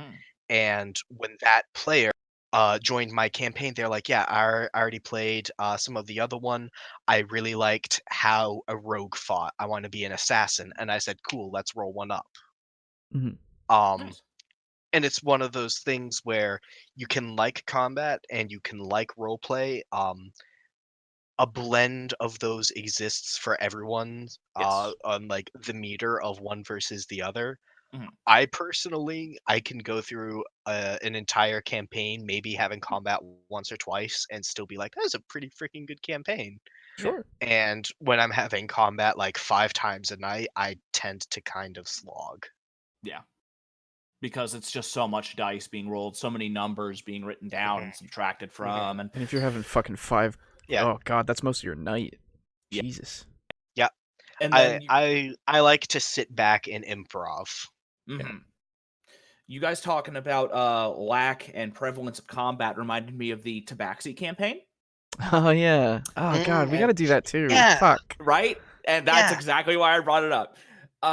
We had a Tabaxi campaign where we all played as 3 Tabaxi brothers. I was Lazy Time. Who were you guys again? Oh god. You I got to remember? go find him. Yeah, Yeah. I know where he is. Let me go see if I can find him. I don't remember my character's name. I remember I was a card mage. Yeah, you were like Twisted Yeah. Fate. Yeah. Oh God, where? I want Cheeky to say my Veil! character's name was Yeah. Cheeky Veil, the monk, the Yep. Way of the Long Death monk. Yeah. And we only had one session because it was supposed to be a one-off, but we all really, really enjoyed it because Yeah. most of the time our D&D campaigns were that kind of, like, fairly heavy on combat. Not Mhm. super heavy, but there was always, like, combat was pretty common. Yeah. There's like So one it's a like- session. Yeah, exactly. 1 or 2 a session. And this was kind of the first time where we did not make combat-oriented characters, like, at all. Mhm. So we had... Oh, I was Pakruti. Yes. Oh, right, yeah. And then, we just... Leather. One of my favorite moments with that Leather. campaign was, like, I was looking through, like we were creating the characters, and we were all talking, it's like, we have our armor, we've got our weapons, and all of a sudden, I'm just like, wait a minute. Hang on. Aiden, how much money do you have? I think I got like $100. Okay. Oh, that's right. We're pooling our money and buying an elephant. We bought a fucking Get elephant. an elephant. And it was so Thus fun. the because- dandelions were born. Yeah. Yes. And I was the bard, and I had like speak to animals, and I would talk to him and see how he's doing while traveling. And we would just go to town, just playing music, making money, Doing and dice and drinking, shit. and having a great Swindling time. some people. Swindling people. Yeah. Yes, Oh, we man. were. We Yeah. actually started that campaign off with probably one of the closest things that we ever got to combat. In that we had to roll initiative for it. Alejo, do you remember? Yes. If Yep. I remember right, it was There a was like a bandit. bandit on the Yeah. road that would have attacked. Oh yeah, it was a Oh, it no, was a before even bandit, that. quote unquote, Before asking that? for like a toll, right? Wait, before that? It was What before even that. Mhm. Oh, We were going to get seats on our elephant. I believe its name was Ollie. Yes. Yes. It was. And I wanted essentially shotgun. Uh-huh. And I said, brother, Oh! will you race me to that tree over there? You In fucking. That's exchange for right. whoever wins will get the seats they want. It's so And good. Alejo's character playing a monk, and Tabaxi monks can go very fast. Yes. I was Very playing a fast. Tabaxi warlock. They can go fast, but not as fast. So Yes. Alejo is, of course, like, I'll take you up on that bet, brother. And as soon as combat started, he beat me on the initiative roll because, of course, Dex and Yeah. It's he a had monk versus a warlock. He won. Yeah, of course he beat me in the initiative roll, and he races to the tree and makes it there, and he like touches the tree and he looks back and ends his turn, and on my turn, I simply casually walk up, mount the elephant, grab the seat I wanted, and look at him. And it's one of those things where combat can be like opposing dice rolls. Sure, there was the bard off that we Yes. had Bard in off. that one town. Yep. But it does not have to be clanking swords. It really No. doesn't. Combat can be roleplay, Exactly. Yes. and roleplaying And can be roleplay combat. can be combat. Yes, Yes. exactly. And like that's the best part about that was that you basically like after having that happen, I was like, "Oh shit. My character's prideful." Oh. Yeah. Like I figured something out about my character because of that. And it was great. It was Yeah. so good. Looking back on that, it was so fucking fun. Oh It man. really was. It was really You good. cut out there what? It was so fucking fun. It was just so fun. Yeah. Oh man. Do Yeah. we have any other videos or topics, or are we pretty much? 'Cause how long have we been going on just the Mercer Effect? I didn't It's realize. been almost 2 hours. Yeah, I didn't realize we'd get this much content out of it. That's Because, what I'm like, saying, dude. That's what Yeah, I'm when saying. I thought of it, I was like, it's like the Mercer Effect. Be like Matt Mercer. No, topic over. Right? Like okay, so let's at least do this one last thing, which is Uh-huh. the post that he replied to on Reddit. Yes. Okay. Let's at least do that. For Okay. this So, topic. okay. Here, I'll link it. Are we I'll just link it. reading his reply, or? Well, or I'll the read initial point? I'll read the initial point as well, just in Okay. case. Yeah. Um, By Mr. Builder. And then Matt Mercer. Jesus. Yes. Okay. That's crazy. Well, that's there just in case. Aiden, you good? Oh no, do we lose him? Aiden! Oh no. Oh shit! Oh no, we've lost Well, him. actually, this is kind of a good time. Can you pause the recording or stop it? I could. Yes. I just needed to use the restroom. Oh, sure. Me too. Okay, so fair. let's go ahead and have a quick jump cut here. and we'll be Yeah. Sounds good. back. Okay. All right. Well, we're back then. What have I missed? Nothing. We've just Nothing. been waiting for Farting around. you. Excellent. So are we recording again or no? Yes. Okay. Cool. So anyway, last you left, you heard, Mhm. you learned that. Oh, that that his my character character was was prideful and Yes. yeah, no, that I was just it was so fucking fun because it was just like something that was natural and cool and Mhm. just something that I was able to run with after, you know. Mhm. Yeah. But that whole campaign was gonna be super fun as well. If it kept going. Yes. A fantastic thing for you as a DM to consider is to perhaps consider a lot of the best and most memorable moments your party will have as a whole will be moments in which they click in interacting with each other. Yes. So instead of perhaps focusing on trying to copy paste Matt Mercer and his campaign, which is designed so that his characters can interact with each other, Mhm. maybe consider taking your friends and your friends' characters into account and to try to develop a campaign and that gives them plenty of opportunities to click together. That's fair. The other thing as well is like I would say this actually reminds me of one of the points that I was going to make. The Wednesday group that I'm a part of, that I'm a player in. I have played 3 characters so far. Wow. Because deaths? no, actually only one died. Oh, okay. The first one left the group because everything that was happening to them was so crazy. In the sense of like, I'm just a guy like my first character was Gimbal the tiefling bard, not bard, sorry, tiefling wild magic sorcerer who considered himself an entertainer, even though he had this debilitating condition of sometimes exploding, because of, and legitimately when I played him for the first time when we were escaping this like slavery like gladiator pit, he did some magic and then exploded, and he had PTSD and just curled up on the ground for like a while. It was good. It was really fun. It was great. And then after escaping there, like we set fire to a boat and there were zombies and shit, and like there was a whole bunch of shit that was happening, and he was like, yeah, you know what? I don't want to be a part of you people. I'm like, I'm good. I think I want to just go play my flute over here, right? Fair enough. And so I was like, okay, so I'm going to retire him. He's going to go do the thing, which I want to bring him back at some point because he's really fun. But so I retired him, and I figured, yeah, okay, we'll have some new character, and we'll get together, and we'll talk and maybe get a new bond going, right? I brought in Yulon.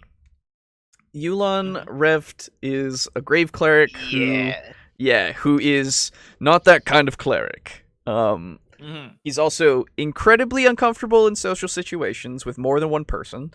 And I mean, sometimes by himself. Sometimes by himself, yes, exactly. He's a fun character that I played for a long while, and I didn't think he would die. Lo and behold, we got to an underground crypt, and there were cultists of Orcus, which is all about undeath, which he fucking hates. He hates undeath. It is one thing that has been driven into him, both from being a cleric of Kelemvor and also just because he does not like undeath. So Yulon has this flaw of when he gets inside of something that really angers him, he kind of goes tunnel vision, and he goes in and he fucking goes hard. He goes hard. And so Yeah, he does. yeah, so he went hard in after the main necromancer. Mhm. After some of the baddies and stuff had been cleared and stuff, and he had taken a lot of hits. A lot of hits. He was down to like 5 HP, and he did not care, because I was like rolling for it. I was like, well, maybe he'll clear up because he's so in pain. Nope. Okay, here we go. So he went after this guy, and it triggered his relentless endurance, so he didn't die initially, but then he died like right after.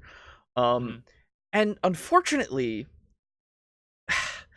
this is bringing it about to this point of the characters. I thought we had some kind of bond, at least of being, around each other, right? So Yulon goes down and he's bleeding out, and the necromancer's like, stop, right? Like, stop. I'll give up if you just stop killing us, right? And they were willing to talk. Unfortunately, they were willing to talk. So what happened was that they started talking, and initiative was just thrown out the window for a second, which I was like, oh. So I judged for myself every 6 seconds to roll a death save. They kept talking as I was rolling death saves. Oh my God. Yeah, unfortunately, and this isn't a knock on my group. Unfortunately, a lot of them are kind of younger and haven't played D&D much, which is fine. But like, I rolled it out, and he just bled out on the floor, and like the necromancer was like, "Hey, do you want to get your guy up?" After they had talked for a little while, and they came over, and he was dead. Oh my God. And the worst part about this was afterwards, they kind of realized that none of them really knew much about him. So they didn't really know what to do, in the sense of like, if he would want a burial, if like he wanted to be transported somewhere, like what they were to do with him. The only one that he really interacted with a lot was our NPC companion that we had tag along for stupid reasons, who was like a commoner who just wanted to be an adventurer. And it was just like, it was only that one person that really knew anything about him. And I realized, like, I understand that there's a certain aspect of like promoting having your players talk to each other, but there's also an aspect of trying to get your players, or being a player, of being more talkative to other players with your character. Yeah. Like, to be fair, Yulon doesn't like doing that, but I would try. But unfortunately, the other part is that he would be shut down a lot of the time, and then when he would be like looked at as a leader, he was like, "Oh, I don't really want to talk," and no one really like encouraged him too much. So there's a balance of also being the player to initiate the conversations, which is what I'm trying to do with my new character, Riz, who is a dragonborn shadow sorcerer who has a kind of sketchy past and tries to like not be noticed by people, in the sense of like dressing plainly, like wearing a mask and stuff. Not a mask, but like a scarf and stuff, because of her background, which I don't want to say out loud in case any of them watch this. But I'm trying to also have her go up to people and just go, "Hey, what's your deal? Like, what's going on? Are you okay? All that kind of stuff," to try to promote that kind of growth. Because I think it was both a fault on my part as a player, and also just a fault of us as a group, of that being kind of what happened. Yeah, I would personally, if I were in that situation, like, yeah, don't get me wrong, Yulon is not the greatest guy to develop bonds with people, and as such, probably him not being cared about as much is kind of the natural course of that. It's unfortunate, but he could have changed if things had happened differently, to be fair. Yeah. But that being said, if my character were bleeding out on the ground and the rest of my party's like, "Oh, okay," and they just kind of want to like chat it up, and my character like just fucking bled out there like a guppy, I'd be fucking pissed. I was a little angry, I was a little upset, but I just kind of figured, it's kind of like a learning lesson, because now he's like an example. That's true. Which is nice, because like now they kind of care more a little bit. Because like I think. as I as hope. as a player, Mhm. I view my fellow players and the people in my party as like, I will fight and I will risk my life to save theirs, and Yeah. I expect that also done for me. Mhm. Um, and you of course try to mitigate situations, all of you, in which someone has to risk their life to save yours. Absolutely. But the fact remains of if you're fighting a balanced and challenging fight, Mhm. there's going to be some bullshit that pops up and you're like, "Oh fuck, what happens?" And then that causes that tension. Mhm. Um but yeah, no, if the tension's released and we're having a casual sit down and chat with the people that were killing me and you're Mhm. letting me bleed out on the floor, I'd be pissed. Mhm. Yeah. I mean, But fair. Yeah, absolutely. it's also really unfortunate that another reason why it's unfortunate is because um it might not have occurred to you at the time, but it occurs to me at least that if your character had been saved, that would have been the perfect reason for him to open up to the party. Absolutely. I would agree entirely, and I would Mhm.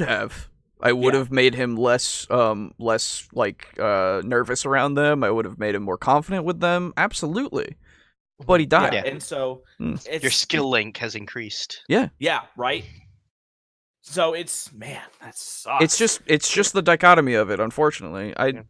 I'm fine with it now. At the time, I tried not to tear up a little bit, which was I mean, but it was fine, you know? Yeah. Because it's one thing if people hate your character, but it's another thing if someone doesn't care enough to save them. Yeah. Yeah. I know. It's you know, it's just again, they're a lot of them are That's rough, younger and man. haven't played too much, so Because Yeah. I've played 2 campaigns where I've gotten the chance to interact with Yulon, Mhm. and he a good boy.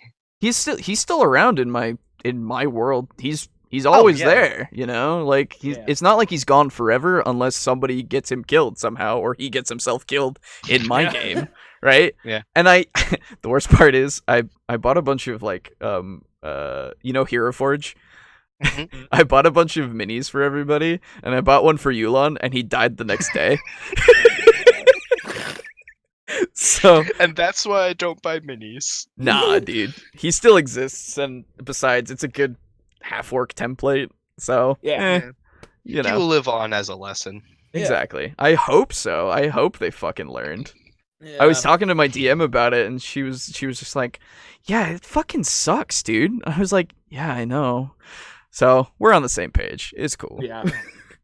I've been talking to her a lot about DMing and stuff, so and I've been helping her out as much as I can. So, yeah, She could you know. you could perhaps make a guest on the show. Sure, if she has time and she Yeah. wants to. Absolutely. Yeah. I have Now- no problem with anybody being a guest on the show. What about Hitler? What about Hitler? Well, What about me? he's already here. So No, real Hitler. Oh, I think he might be really big into elf campaign. that's true. Yeah, you're right. Before we get off topic again, Mhm. now that we're all back here, we wanted to look at this Reddit post. Yes. I Yes, you're right. actually wanted to bring that up Yes, the because I Matt feel Mercer that'd be a effect. really good conclusion. Yes, agreed. Well, I have the second one as well, which is like the dichotomy to this actually, which is interesting. Oh, Yeah, kind of, in a way. We'll see. But yeah, okay. So this is on Reddit.com from DM Academy. Let's see. Okay, so who wants to read what? I'll read the post, I guess. Okay. So, for our audio listeners, Mm-hmm. please listen to the sultry sounds of my voice. As one username, Mr. Builder, asks DM Academy on Reddit, how do I beat the Matt Mercer effect? I'm running a campaign for a lot of first timers, and I'm dealing with a lot of first timer problems. The one who never speaks up, the one who needs to be railroaded, the neutral good character being played chaotic neutral, and the chaotic neutral being played chaotic evil. Lately, however, there's a new situation I'm dealing with. A third of my group first got interested in D&D because of Critical Role. I like Matt Mercer as much as the next guy, but these guys watched 30 plus hours of the show before they ever picked up a D20. The dwarf thinks that all dwarves have Irish accents, and the dragonborn sounds exactly like the one from the show, which is fine until they meet NPCs that are played differently from how it's done on the show. I've been approached by half of the group and asked how I planned to handle resurrection. When I told them I'd decide when we got there, they told me how Matt does it. Our WhatsApp is filled with geek and sundry videos about how to play RPGs better. There's nothing wrong with how they do it on the show, but I'm not Matt Mercer, and they're not Vox Machina. At some point, the unrealistic expectations are going to clash with reality. How do you guys deal with the players who've had past DMs they swear by? TLDR, Critical Role has become the prototype for how my players think D&D works. How do I push my own way of doing things without letting them down? I actually have a few points on this. Mhm.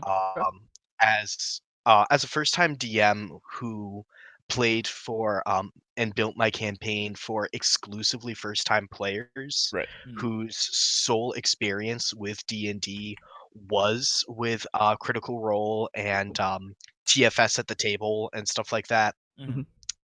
Um, there was definitely a lot of Matt Mercer's name being thrown around in the first few months of my campaign. Sure. Um, especially too with things of resurrection. Actually, I think was one of the things that came up.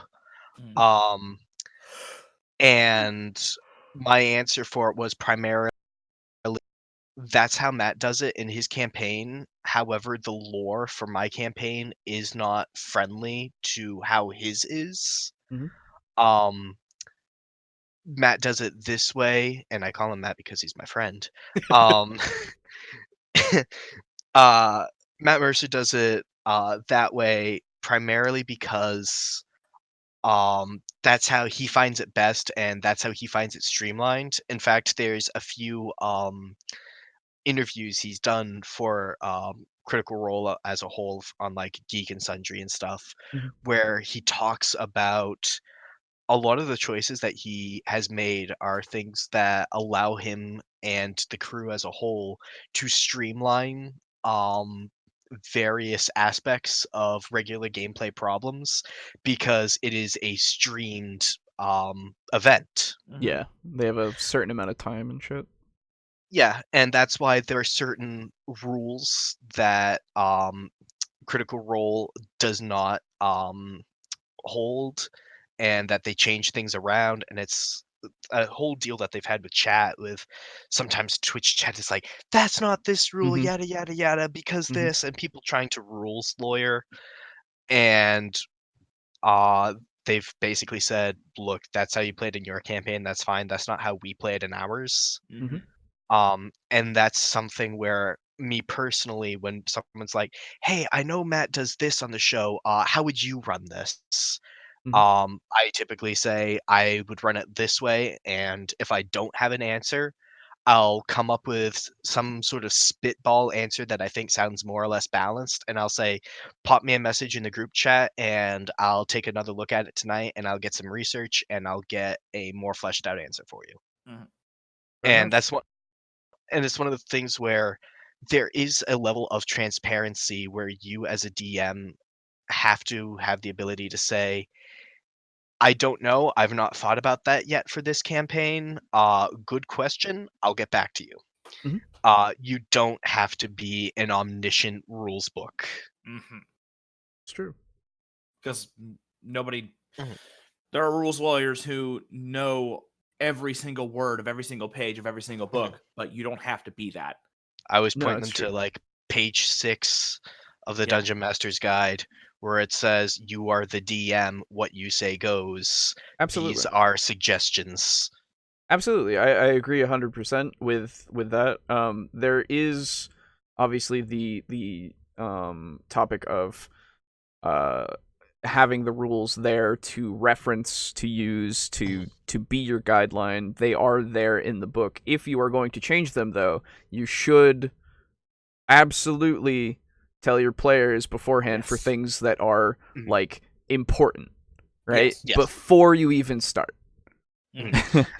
And that's one of the things where sometimes you can't. However, if there's Exactly. something that you legitimately didn't think about before the Exactly. campaign, and you're like, Yes. Yeah. I think I'll run it this way.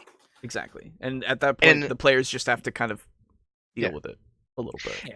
If the players have some input and like other suggestions that they Totally. would perhaps like to see, like, hey, maybe you could do it this way, I'll take it into consideration. Absolutely. But if I choose, nah, this is how I want to run it, and they don't like it, fucking tough for them. It's true. Yeah. It's true, unfortunately. And if, like, the way that I roll or the way that I give out advantage or DM, I have difference for like DM inspiration versus in-world inspiration. Yeah. In-world inspiration, like bardic inspiration, times out after a while. Whereas if there's something you do that I think is particularly clever and solves a situation really well, I'll say, like, depending upon how clever it was, I'll say have a D6 DM inspiration, and that inspiration can be banked and used whenever. Like for one roll. Yes, for Yeah, one yeah, roll. fair. Okay. I personally and go on. Sorry. and if they consistently do more things better, that like D4 can become maybe a D6 at some point, Sure. which can maybe become a D8. Mhm. Which can and- maybe become a D100. No. It's a logarithmic scale. Yeah. Going from a D4 to a D6 is a lot easier than a D10 to a D12. Yeah. I'm very stingy with inspiration. That's good. You have to literally end world hunger to get a D100. Yeah, that would be. Are you a god? Did you ascend? Well, I guess you can have it. I guess. I guess that's a best I can do is a D12. The best I can do for you is maybe you can roll 2d6. It's not that Yeah. inspiring. Yeah, no, like I have an issue with inspiration personally. I don't like it. I don't like the system Yeah. at all. Except well- for bards, obviously, because otherwise they're kind of useless. Unfortunately, Yeah. they I have don't nothing mind going for them. But I don't mind inspiration as a whole. It's just the DM inspiration because yes, for me, it's just you're playing favorites. exactly. It That's becomes the that. Yeah. It becomes that, can't- and it's yeah, also you have to fucking be very careful about falling into Yeah. that. yeah. It has it's- to be, honestly, if I were Right. to ever do it, I would have to, like, if I was like, God, that was so smart, I want to give you inspiration, I would literally be like, okay, guys, that was really, really good. I want to give him inspiration. Are you okay with me giving just him inspiration? Or Oh, sure. or the better way, give everybody inspiration. Because they're if they're all in the same place as a party, they would have all seen it. So they were Yeah. all inspired by this wonderful Yeah. action. Yeah. For That's me, the it only is- way I could see it working well. For me, it's something I've given out sparingly. In 2.5 years, I think I've given out, inspiration 4 times, totaling maybe 2d12. Yeah. Yeah. I mean, And it's something that, like, when you do get it, it's a moment where everyone at the table's going, "Fuck, that was a really good idea," and I go, "You get a little something for that. sure. You get a good boy point." Like that's the thing. Doing stuff like that, I feel like should be its own reward, right? You've made the situation better, and plus that affects how the situation is. I personally just have never given inspiration, and I don't think I ever will, because it's just like if they give the example of, hey, if this person's role playing particularly well, give them inspiration. I'm like, well, No. you should just strive to role play well. Right? Yeah. You should just strive to do things in character that your character would do. If your character does something amazing because that's what they figured out to do, then that should be its own reward, and you should be compensated for that in game where you're actually, like, in that situation, you get a huge benefit or something, or it makes whatever challenge you're coming up against that much easier because you did that, right? Yeah. It all plays into that kind of thing, and I don't like going, well, because you did this, you get a die. It just doesn't work for me personally. I personally, and I totally see where you're coming from on that. I like to treat it like a cherry on top. Totally. And I that can understand that entirely. banked. Yeah. Yeah. And that is one of the things where, because it's sparing, the goal is sort of to kind of almost wean them off it into Mhm. sort of like, because at early levels they're thinking, oh man, inspiration, oh man, my rolls are really low because I don't have any modifiers yet. Oh, I need that inspiration. And they're Yeah. constantly looking for good things and clever things to do. Right. And by kind of leading them on with that inspiration, you can get to the point where them thinking about what do I need to do. And like clearly they don't need the inspiration. Like I said, they fight a CR13 encounter at level 4. I was gonna say. Yeah. They're fine without it, but it does make that moment of like everyone's cheering them on, and I'm Mhm. like, you get yourself a little D4 there, bud. Yeah. And then just it gives them that kind of moment of like, yes. Sure. The other, I actually just thought of something. Mhm. Another way I think it, well, this really depends on your players. Mhm. Of course.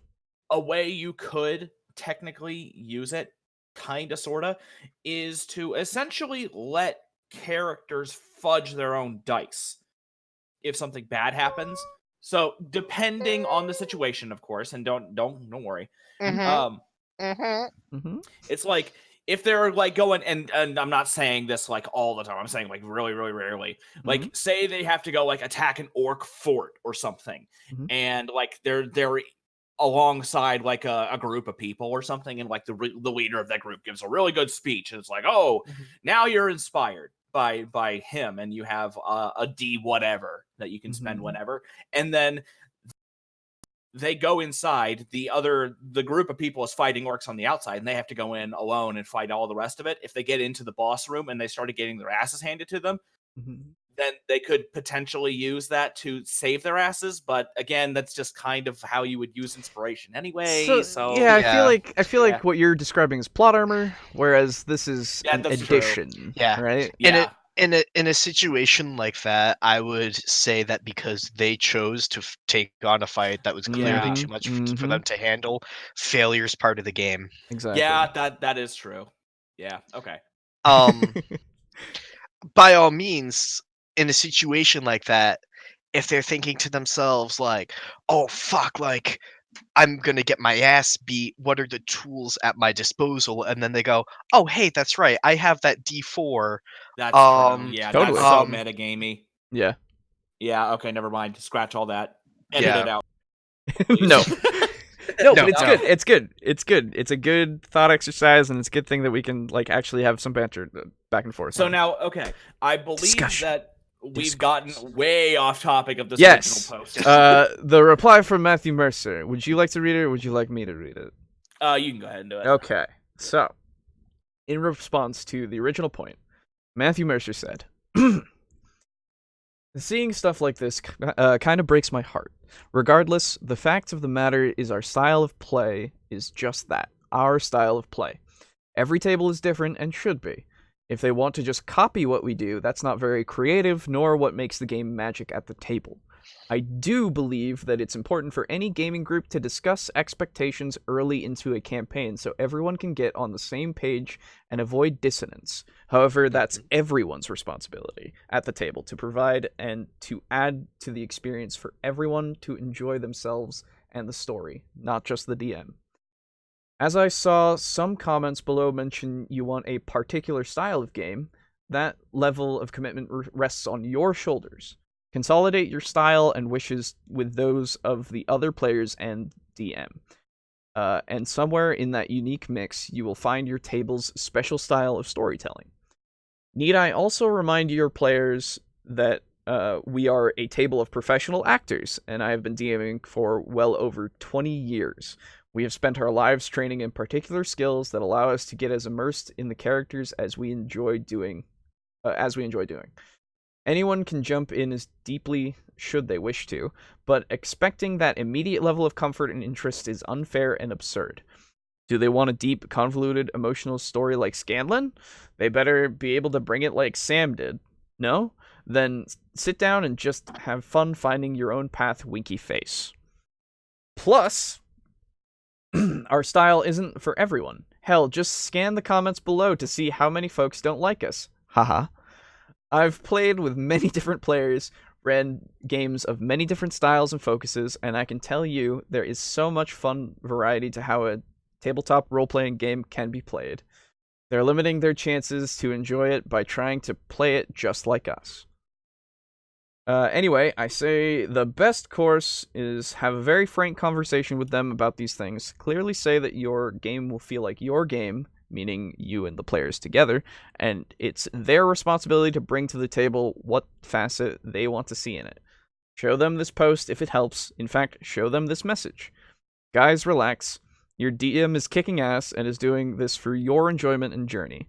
Appreciate that. Listen, build with them, and make this something unique. Abandon expectations and just have fun together as friends. Anyway, so sorry things like this are never my intent. It's weird. It's a weird Wild West these days. You're gonna be great, friend. Heart. Aw. That man is so sweet. He is such a Yeah. sweet guy. Ah, I want to give him a hug. I know. Anyway, I agree. Yeah. No, like, how better to sum up the Matt Mercer effect Than than with with Matt what Mercer, Matt Mercer, himself. yeah, Yeah. making the past 2.5 hours frankly irrelevant. I mean, No, it's not. I mean, Fuck you. critical. I mean, critical. We've been okay. To be fair, Yeah. it was a vehicle of discussion, and we've discussed many other things as well. Yes. It's been relevant. Yeah, I do think, frankly,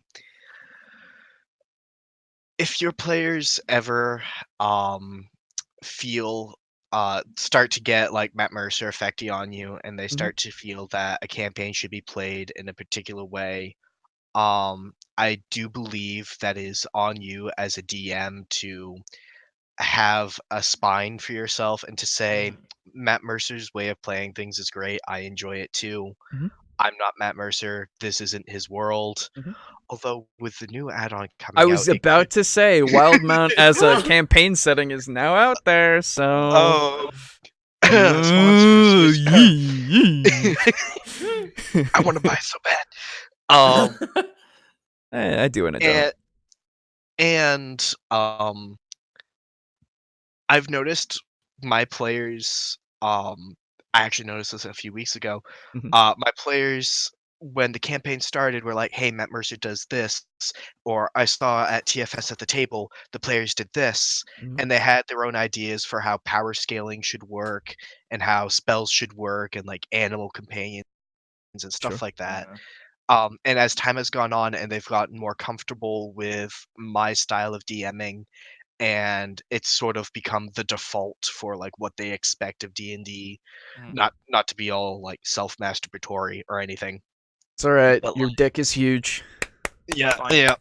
I don't mind jacking it for you. It's fine. Yeah, it's fine. Oh, thank you, Kuji. There's just so much to handle with only my 2 hands. Yeah. Gonna need at least 6. Yeah, I was gonna say. But like as my players have become more used to it, if like the Matt Mercer effect ever really does come up at my table, it's usually brought up like jokingly. Yeah. Sure.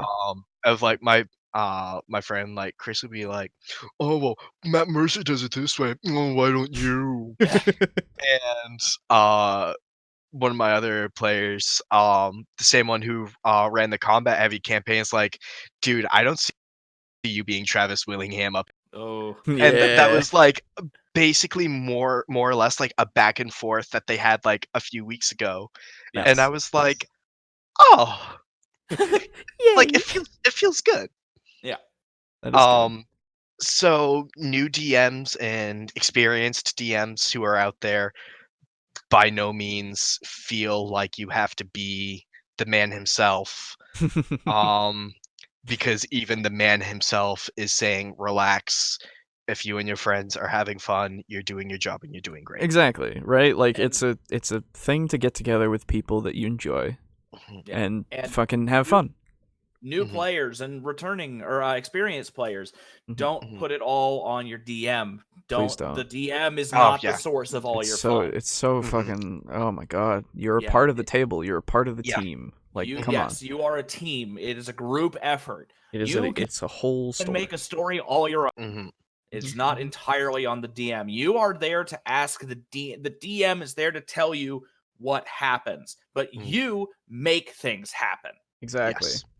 The DM has built the pool for you. Don't tell him to swim in it too. Yeah. Mm. Yeah, exactly, dude. Like as Like, much so as you I'd know you're want gonna to. piss You know So- you're gonna piss in that.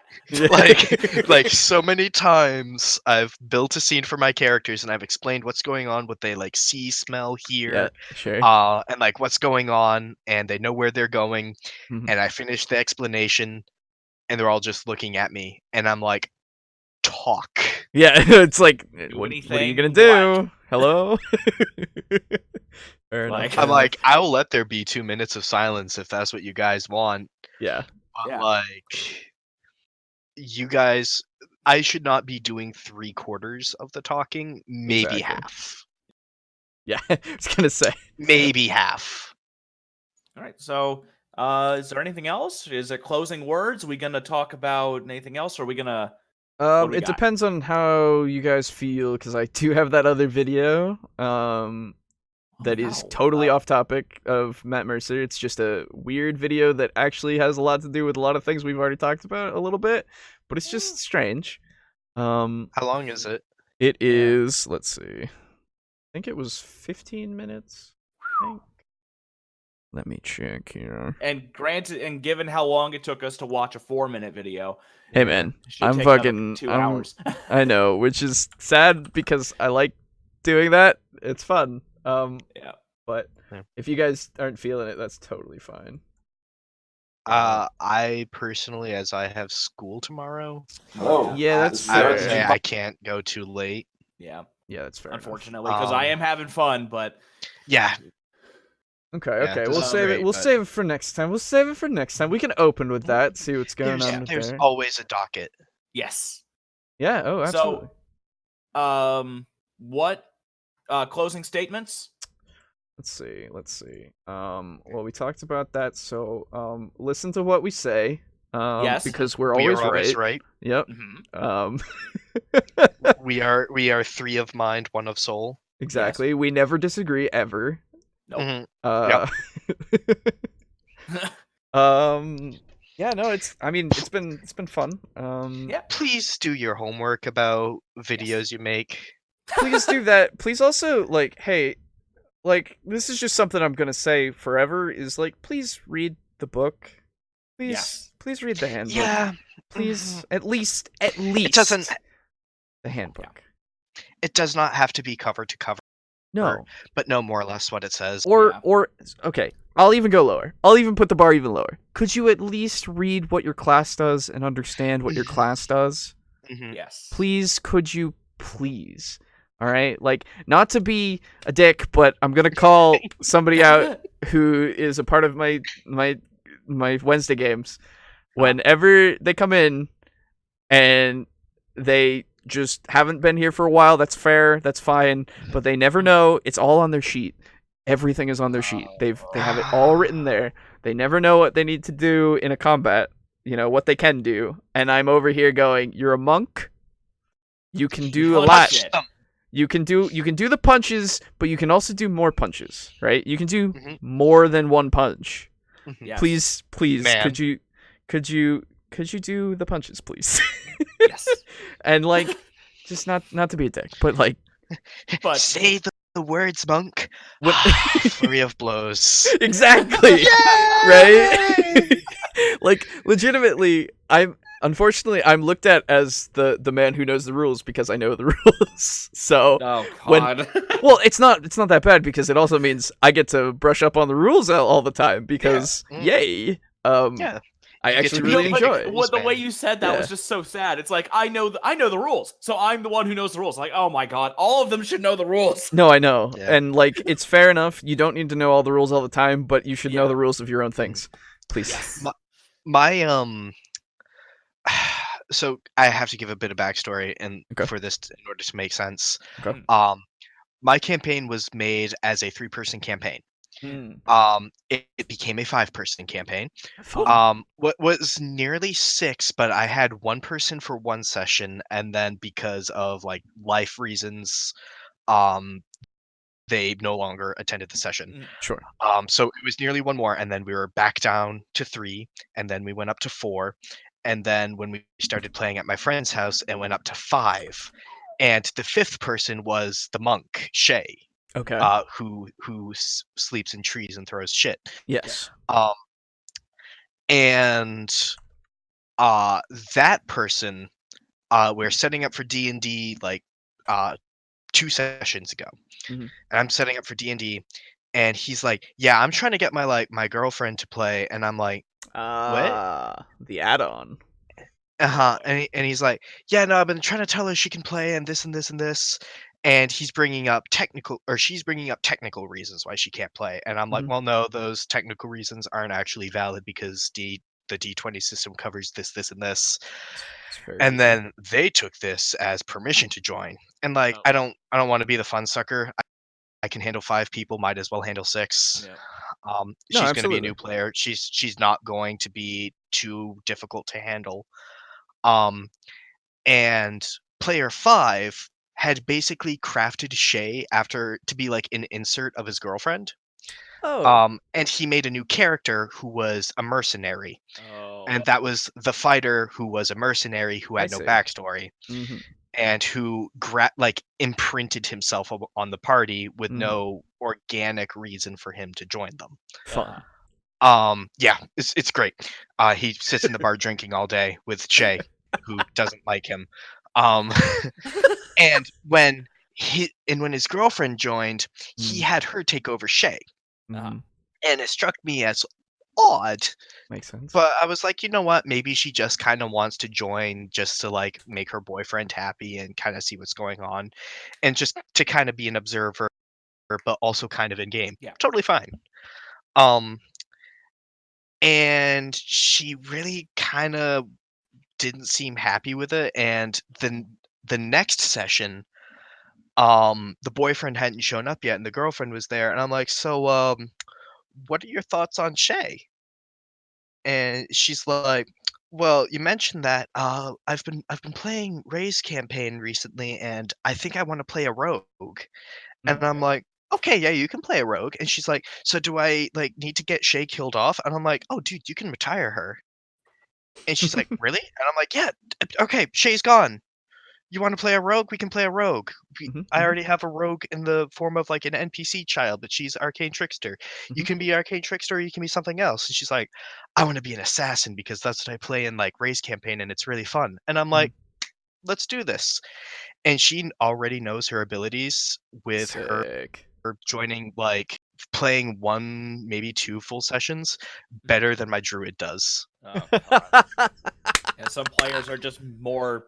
I love it. Some players are just better at like actually knowing the rules. Like my That's fair. druid has 1 spell that he knows he can cast, or 2 spells that he knows he can cast: Shillelagh, Thunderwave, and Flameblade. Uh-huh. And those are Bro. like the only 3 spells he uses. Bro, you have to teach him about heat metal.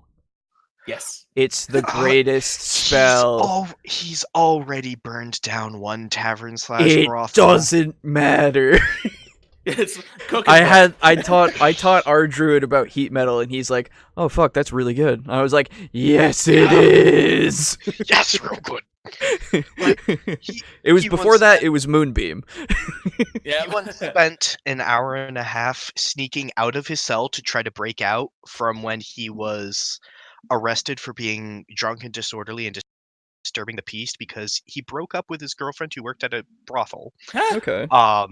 Got wine splashed all over him, Mhm. and then he left the brothel and went, I don't know where my party members are. Oh, God. So the way that he solved this, Mhm. as a testament of human evolution, was to run down the streets screaming, Torque! Torque! Torque! Torque is Mhm. the name of our barbarian. Okay. So when you leave an establishment like that, Yeah. splashed with wine, screaming, Yeah. the guards assume you are drunk and disorderly and disturbing the peace. So Usually, yeah. they pull him aside. They're like, hey, buddy. And he proceeds to be exceedingly hostile with Oh, them. God. Pull the That's whole, like, fun. do you know who I am? And I'm like, okay. Ooh. Now, the thing is, the guards in the city are incredibly corrupt and love their bribes. Uh-huh. So they try to gently hint that for some silver, this may disappear. He then proceeds to be very loud about offering them a bribe, which of course turns heads. So now they can no longer accept the bribe and are angered at that. Mhm. So they then take him in for processing. He sees Torque actually as he and the warlock are leaving a magic item shop. And he's like, "Oh, hey, there's my friends." And the warlock sees this happen and sees him talking to the guards and casts invisibility on both himself and the barbarian. And they're like, "We're not having this." Good. Oh my Good. god. They encounter the paladin, Mhm. who was just getting out of having her own encounter with some people of the criminal underworld of the city who had a quest for them, which is Sure. supposed to be the starter for the next main arc of the campaign Mhm, mhm. about some idiot who steals drugs from the Thieves Guild in order to sell them and make money, which was an idea that the druid had. And that was me, Oh. essentially, which was me warning them, don't do this, you'll get hunted down and killed. Yeah. And they encounter the paladin on his way back to the jailhouse, and he's like, "Hey, can you pay my bail?" And she's like, "No, I'll pick you up tomorrow morning." So he just has to sit in jail for a night in the junk tank, Mhm. while they, rifle through his belongings, maybe take the gold that he would have given as the bribe. And he basically like loses an evening and like the 1 gold, 5 silver that the bribe would have been. Mhm. He decides to break out of his jail cell, Right. cast fog wall for no reason. Fog wall. Um, Okay. uh-huh. Don't worry about it. No reason. He's like, Okay. "I'll use it for visual cover," and I'm like, "Why do you need?" Oh no, sorry. "I'll use it for a distraction," and I'm like, "Dude, the distraction is right at your jail cell door." And he's like, "Oh, you're right." And he Mhm. spent 2.5 hours trying and at numerous points doing insane things, Mhm. or doing things for insane reasons, I guess. Like, "Oh, I'll sneak under the door and then I'll try to have someone step on me as a mouse." Weird. I don't understand why. What the fuck? And it Because he's took a druid. and it took 2.5 hours for him to sneak out of his cell, Oh my find the god. room where they were going through his belongings, Uh-huh. pussy out, and go back to his cell, Wha- sneak back in, get stuck under a door, make it finally to his cell, and then sit there and spend the night Oh my peacefully. god. What the fuck? I have a 45-minute recording on my phone. That's good. There you go. Jesus Christ. Wow. Mhm. Okay, so All right. what the hell are we talking about next time? Well, we were talking. Oh yeah, next time. Yeah, Okay, next so time. What are we talking about? that's a great question. Thank you. So first Sorry, off, I get distracted when No, you- no, it's it's totally fine. fine. It's totally fine. So the tomorrow. I mean, not tomorrow. I wish. No. Next week, because this is going to be a weekly thing. Hopefully. Next week we're going to be talking first off about let me find the exact title of this video. It's called yes. D&D sucks at making story, but that's okay. Okay then. So that's the video that I really need to talk about with you guys. What do we think? What do we think Is for that our... on- Oh, there it is. Yeah, I see it. Oh my Yeah. What do we think for our for our second topic? What are we thinking? Yeah, I don't know. We have a whole bunch to would choose from. I would personally love to talk about mainstream media's perception of D&D and its sort of counter influence back. Mm. Okay. Yeah, that sounds fun. Mainstream medias. There was actually a couple videos I had posted to the topic discussion back at like the Yes. very beginning. Yeah. Yes, we'll go through and we'll find those and we'll talk about that and we'll talk about Stranger Things and people will hate me. It'll be great. For the one that's like from BBC. Yes, that one. Oh, I'm my excited. God. Okay, cool. All right, yeah. So that's what you have to look forward to, people. And hey, if you're out there and you enjoyed this podcasty thingy, Bob, hey, you should totally share it with your friends or your grandma or anyone that you can really find and just shove it in their face. That would be cool. Could you do that for me? That'd be I'll be nice. shoving it in people's faces. Hell yeah. I love you. You do that. But that was And I'll expected probably of be you. asleep. I've already told 9 people about it. I've told like 1, 2, no, 3. Ooh. You should tell all of your players. That way they can get good. I Yeah. I told my players Tell are fine. all of My your players and Okay. tell all of your players and hyperlink them to the point where they let Yulon die. No. Yeah. See, I told my players are fine. It's my group, my group friends, my friends in my group that I need to tell about this. Those are the ones who let them die. My players that I actually manage, they're as old as me or older, so it's fine. Okay. They're doing the tavern thing and all that kind of stuff. They're having a great yeah. time, and I'm having a they're great doing time. good. Yeah, they're Having doing a great. time. Can't sing it because it's copyrighted. Yeah, And we'll right. It's give you a unfortunate. lawsuit or some shit now. Anyway, goodbye, everybody. Goodbye. Goodbye.